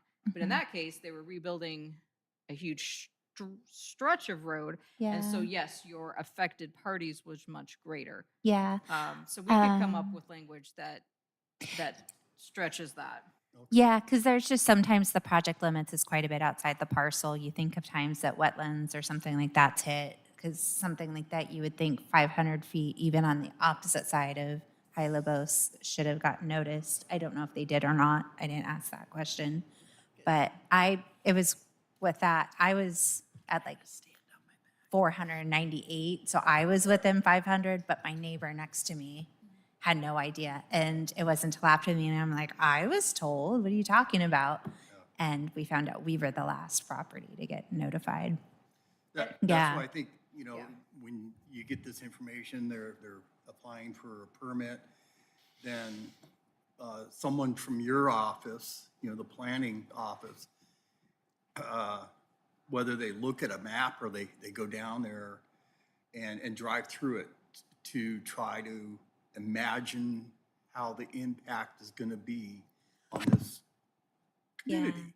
Yeah, because there's I think there was some. something to be said about the traffic impact analysis if that is to that was- hit over a certain threshold or something like that. And because usually when you do those analysis, they're going to actually look at what routes that's going to hit. I don't know if there's a way to consider that or, No, and that triggers my brain of, I had a project in Fircrest that, again, we just went off of the 300 feet. Well, I didn't, again, I just ran the little. Hindsight, I yeah. ran the little map and it pops up the addresses and they do it, not realizing that it cut off like 2 lots on this like funky looking block. And so that, so it's like all of these, but these last 2. It would have been a natural boundary to have included those last 2, because again, it was the same idea. Well, what do you mean you got notice and I didn't? We're right here. And then, and so, yeah, so I'll look at language that says something about, project limits, including major road improvements, and Mhm. maybe also looking at, also consider logical neighborhood street boundaries. Mhm. Go Community to, impact. Yeah. What's it gonna do? yeah. Yeah. Yeah. Yeah, we just So want to make we sure you can have look the at some of option that. to 'Cause increase I it. think notice is good. People who are going to be affected, notice is good. I'm just trying to look at, there are times when we are sending notices and it really isn't affecting.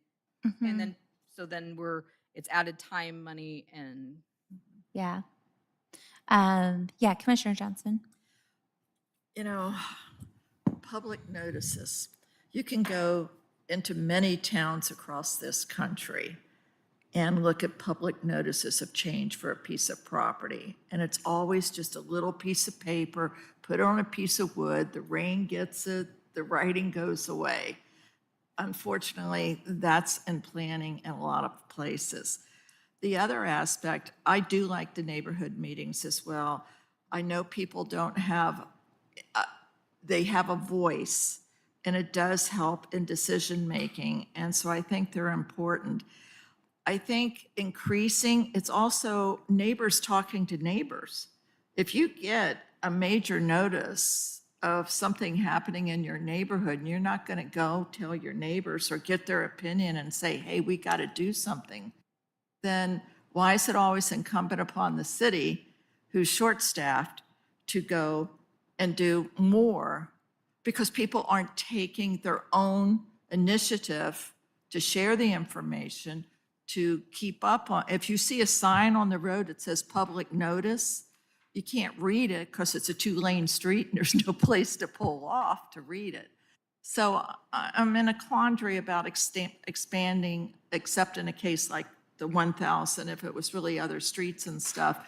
But the other question I do have is, do other cities notify us along our border if they're doing a major thing to expand and send those neighbors, especially between King and here, or Fife and us? If Fife is doing something, they don't let us know.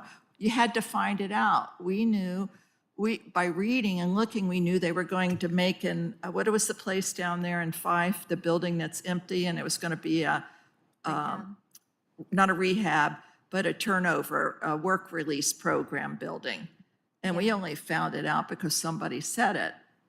They didn't notify us. A city doesn't have that responsibility. Do we want to accept that cost? I'm just asking the question. So once it's, so like for a project that gets to the SEPA level, we do all get notices and we all Right. notice each other. Yeah. So I get Fifes, I get Edgewoods, I get Federal Ways, we send it out to them. Because of the water and the SEPA environmental. If it triggers that SEPA Yeah, notice. that's right. we I send those understand out. that part. And if we have a project that's on the edge, we send notices to both, within that 500 radius, we do both Milton side and the Edgewood side, whoever's, it doesn't say just Milton Good. properties. All right. We And send that's it to clarifying. Whatever's that 500 Yeah. feet. And I would assume, again, Fife doesn't have the same, when I was talking to her about a site plan process, she's like, we really don't. They just have SEPA.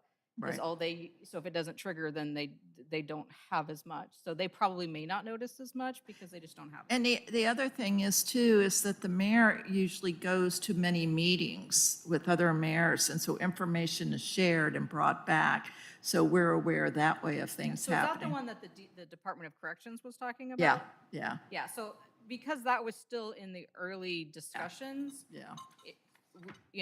but word got out because they didn't want it either, so word got out. So again, sometimes it's. Yeah.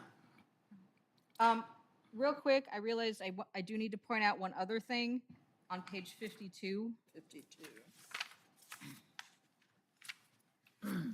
So when I was rereading all of the state requirements to make sure that I had in here what we are required to do, we're not required to put it in the paper. It's just one of the suggestions.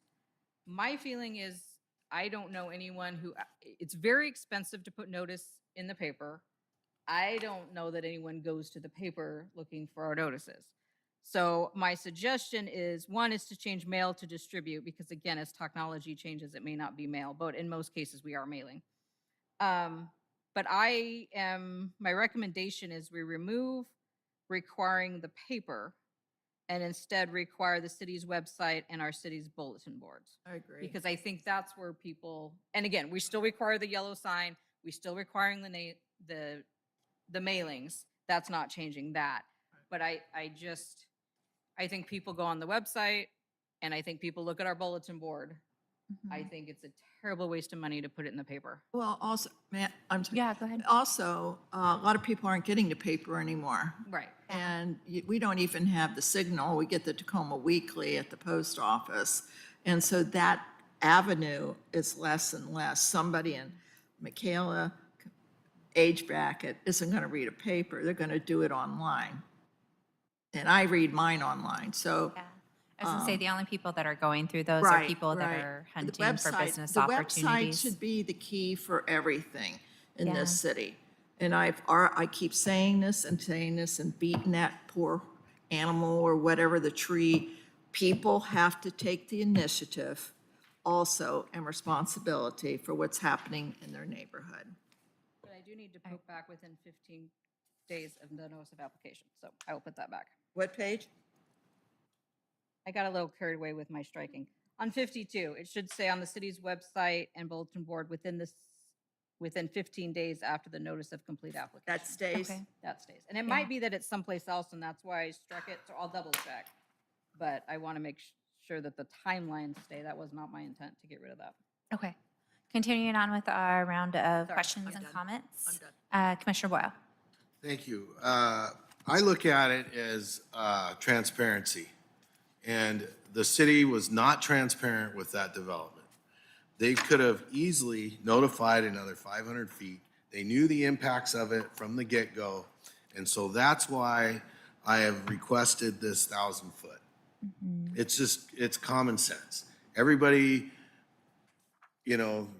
runs for a city position and runs on transparency, and then something like this happens. Did it fall through the cracks? Absolutely not. Did we do our due diligence as a city to notify people? No, we did not. So the same thing goes with these signs. The signs that show notice of intent to build, is that what we're talking about here? Yeah, the This public one notice. says that the applicable director shall post a sign or placard on the site.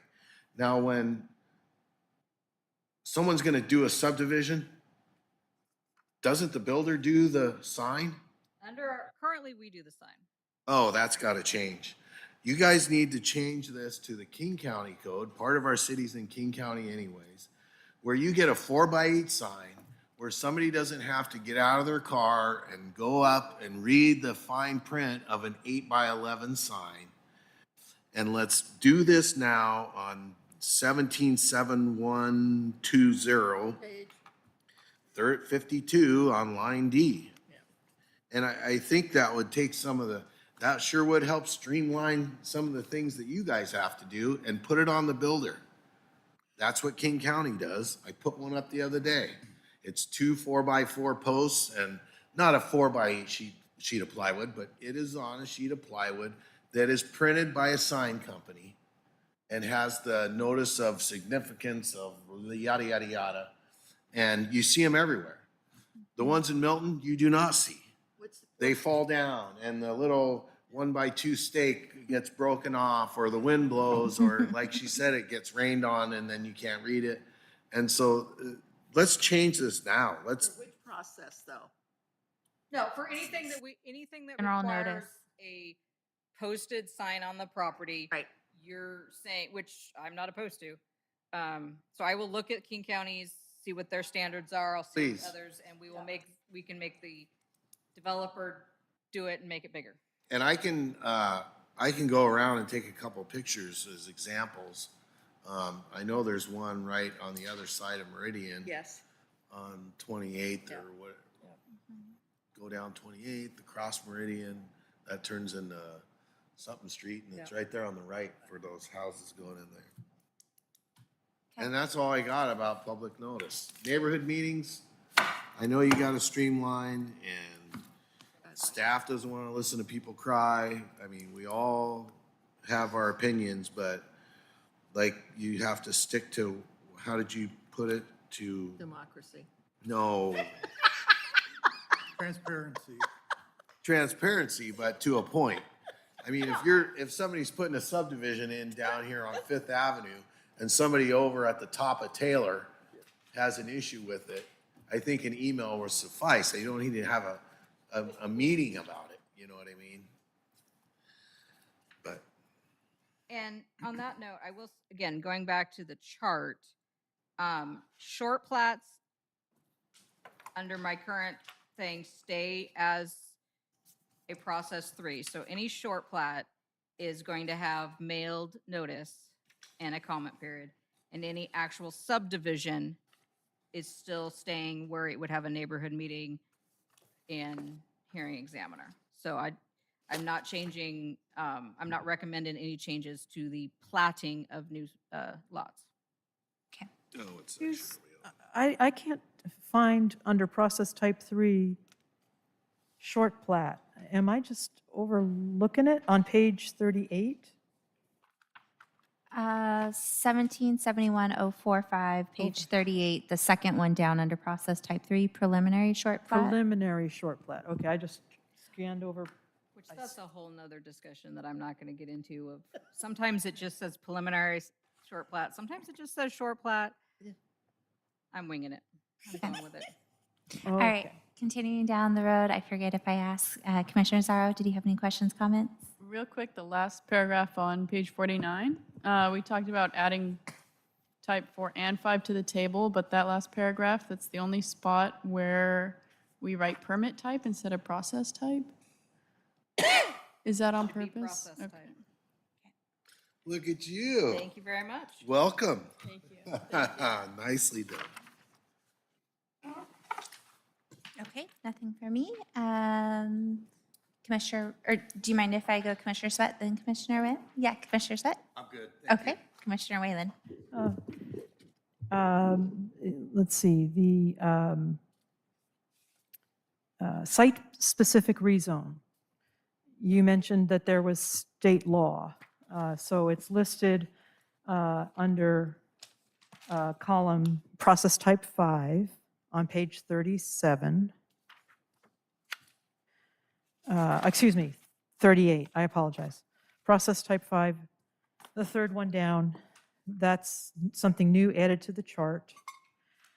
One of the things in my mind is when we talk about the site-specific, how does the planning department look at someone who owns multiple lots? Is it, if there's multiple lots under the same ownership, that's the site, or is it per parcel?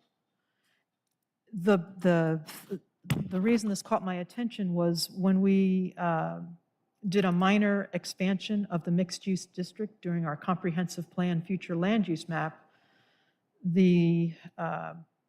one of the reasons given in support of expanding was, well, it's all under the same ownership. And I just thought, well, so that means that the boundary line for a zone can keep moving along if it's all under the same ownership. And so is there enough in our code that says, yeah, you might be the same owner, but I worry about, or I'm concerned about boundaries just getting morphed, so to speak, because somebody, so it's the property's under common ownership.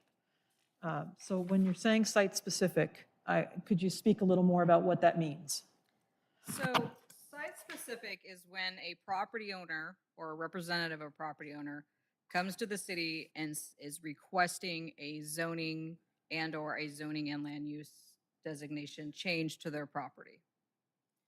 And if they're doing that, and I can, So I'll like pull on the, Queensway, wasn't it? We had a guy that wanted us to. yeah, so if we had, since we were doing this, we've had a couple people kind of hit and, talk about it, but since we were doing it all the way across, I said, I said, we will just look at it as part of our overall, since we were doing that with lots of properties.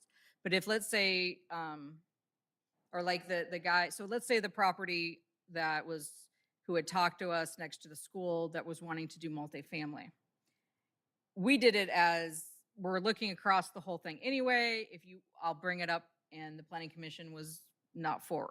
So if they, let's say, decided to say, nope, we want to apply Put a Superior as Court. as a site specific. Yep. Then we would treat it like you would an application, like a conditional use permit, that they, they get one open hearing before the hearing examiner. There's criteria in here that talks about what meets the, what they have to meet. Staff would make a recommendation to the hearing examiner. The hearing examiner listens to the applicant, listens to anyone else, listens to staff. They make a recommendation to the city council, who makes the final decision on whether or not it goes. There's only one public, and this is where they were kind of meshed, and so it got confusing of, can you have one public hearing or two? For site specific, you can have one open public hearing for the hearing examiner, and then after that, it's what they call closed, where they just review the information already provided at the city council level. So they're treated like a development project in most cases. I'm happy to pull exactly what state law says, so we can make sure that we are following that and not, but that, so basically, if you look at type 6, it's sort of like, this is what you do unless it's a site specific, but then you can't do that. So it's like they were trying to cram it both into type 6, but really site specific zoning is much more like the type 5s that we have, which have this like hearing examiner, city council kind of thing. So, and again, type 6 should be legislative. That's when staff and planning commission and city council is saying we want to change the rules. So I'm happy to bring back and provide, if I can find some, I can send it out ahead of time to kind of show a little bit difference of that, if that would help, and make sure that I am correct in what those criteria are and if they're a little different or not different from the type 5. But they are treated very differently, and there's a lot of rules around it. And the only thing that I'm curious is, and even here, I think it says it goes to the hearing examiner under our current code, but I will double check that it couldn't go through the planning commission and then to the city council. I'll double check that. But I think part of that is when you're dealing with things that are quasi judicial, not legislative, it's a little nervous when you use planning commissions. No offense, but it's true. But I'll look through that and double check on that. Okay, Any so in the future, presuming that process type 5 is the correct place for site-specific zoning map amendments, because I'm thinking through the years, we've had several come to the planning commission. That's now changing where it would not come to the planning commission. Not even as a hearing, but as a planning commission giving input that would go to the hearing examiner or whoever the decision maker is. Not that the planning commission was the decision maker necessarily, but So that, if the planning commission if the planning commission would like to be the body that holds the one and only open public hearing and makes the recommendation to the city council instead of that one going to the hearings examiner, I still think it should stay. I think the process is closer to type 5, but we can make that change if we feel like, because it's zoning and comp plan, or zoning and future land use, that it should come through here. We'll just have to make sure that we understand that the rules are different when it comes to you. Because a hearing examiner is going to say, yes, it meets this, no, it doesn't, yes, it meets this, no, it doesn't, versus, And yet, because it's. let me and find they're the very code. like checklist. When I've seen hearing examiner reports, they basically say, Yeah. this is what I referenced, this is what they presented, they met the criteria, or they did not meet the criteria. And they'll even make recommendations to say, in order to meet the criteria, this is what they did. Suspect, because again, we're dealing with zoning. Let's see. And I just don't know if maybe part of the written report by the applicable directors that they'd have the option of presenting it to planning commission, and our opinion can be incorporated into that report. So for site-specific rezones, the rezone must bear a substantial relationship to the public health, safety, morals, or welfare, and must either implement the comprehensive plan or a change in circumstances must necessitate the rezone. So it is sort of a high standard, I would Okay. say.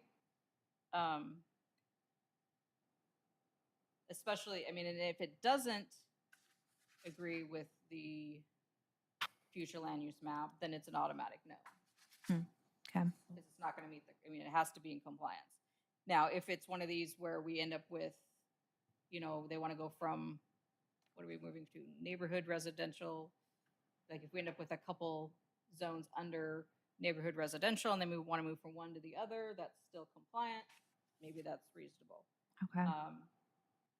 All right. So in that case, it sounds like you've got a little bit of homework to do.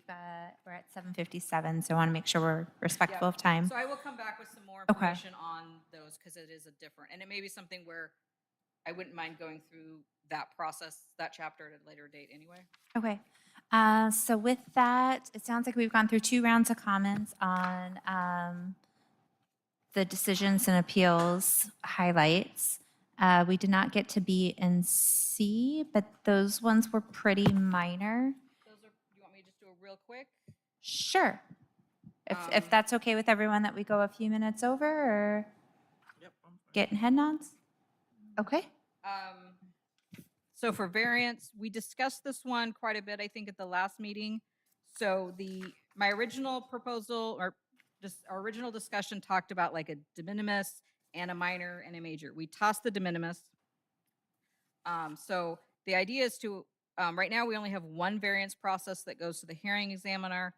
It seemed like that the planning commission was pretty much in favor of having a minor variance, which would be staff level. My current number is, again, you have to find that, what's that threshold? I currently have 20% of the standard. That is just, I mean, it kind of is a number. I looked at what some other cities had, but people are kind of, there's some adjustment there that we could have. You can think through what that number means.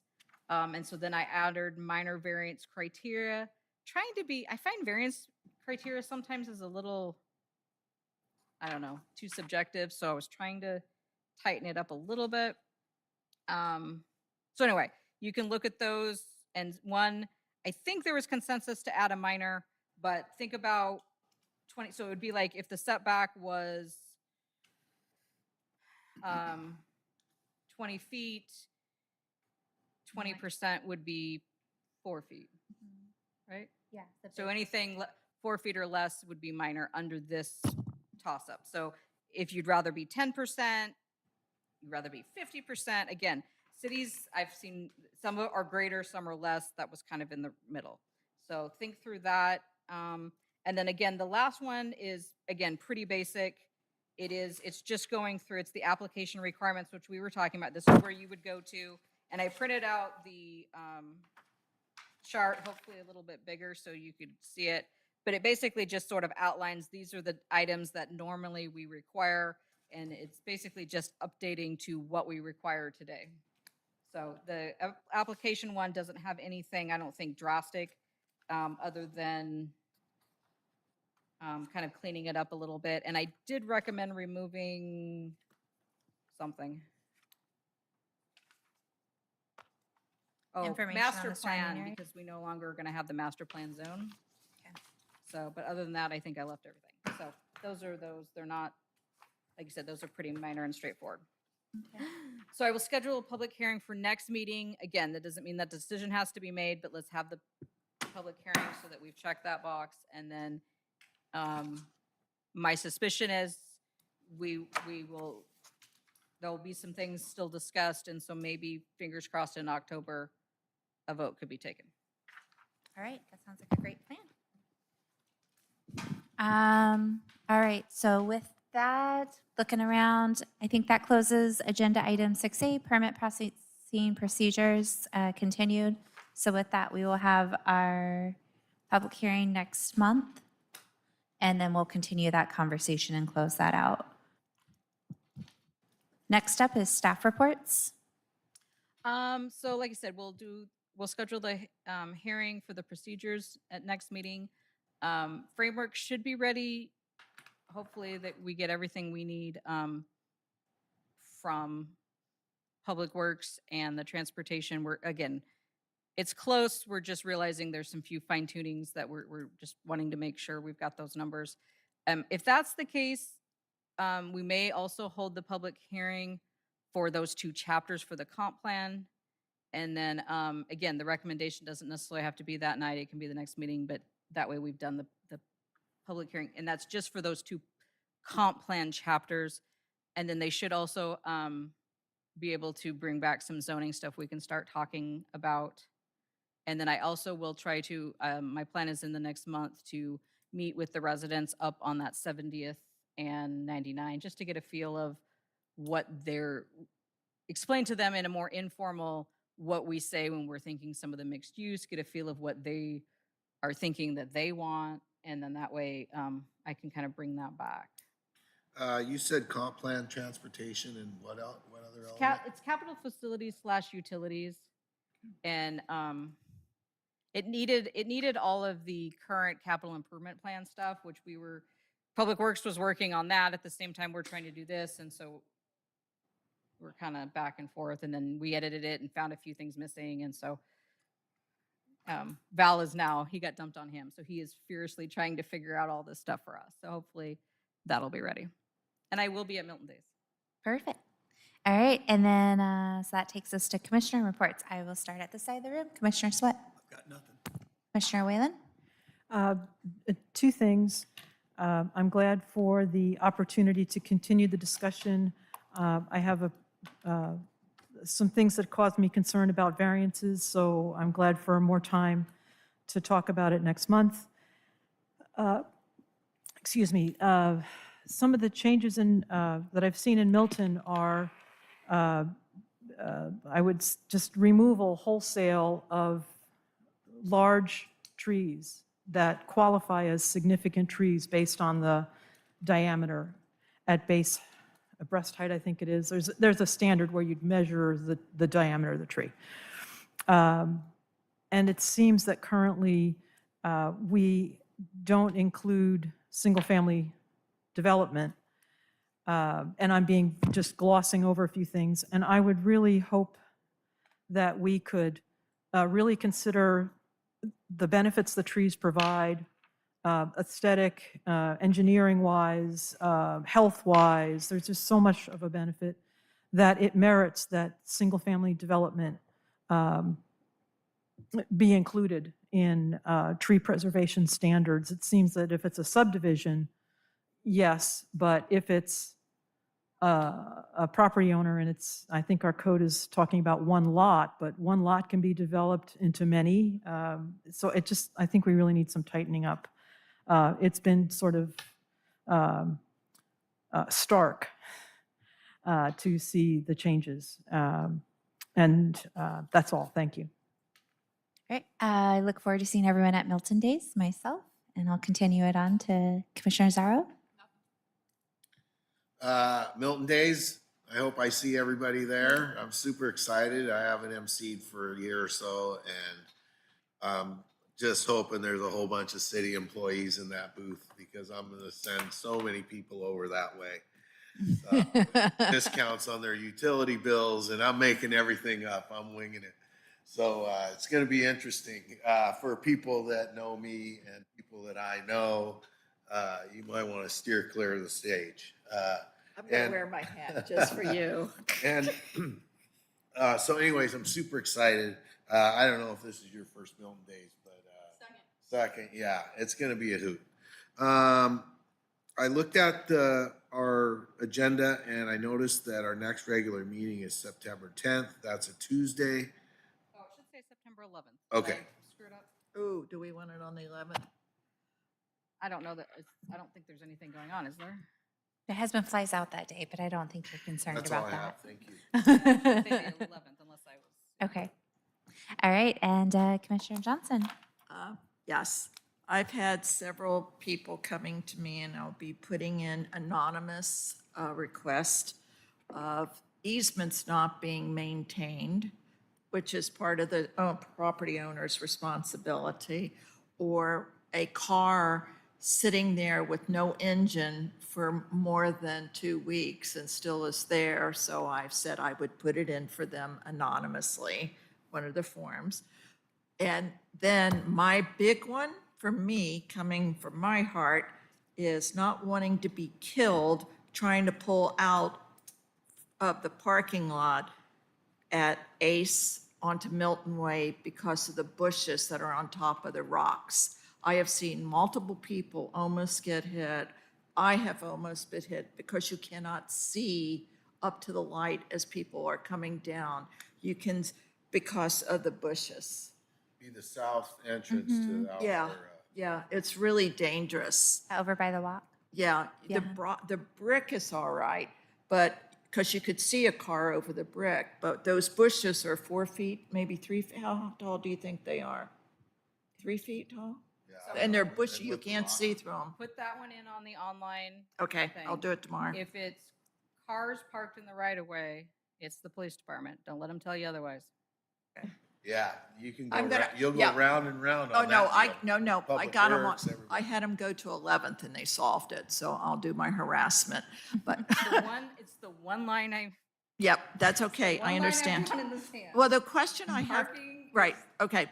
The question is too, that at the place up by Port PV, when when the road was done and they put the bricks or the rock formation, did the city put in those bushes or is it the responsible? Where? The same place I was just talking about, the parking lot where Port of Ajarta is, coming out to Milton Way. Oh, yeah. Whole complex. I'm sure it was the complex. that- Okay. They have a property Oh, manager. and I'll put that in tomorrow then, because I've seen a couple cars almost hit, and I have almost been hit. To turn right, you can't go left, you have to go right. Thank you. Yep, of course. All right, and with that, it is 8:09. This meeting is adjourned.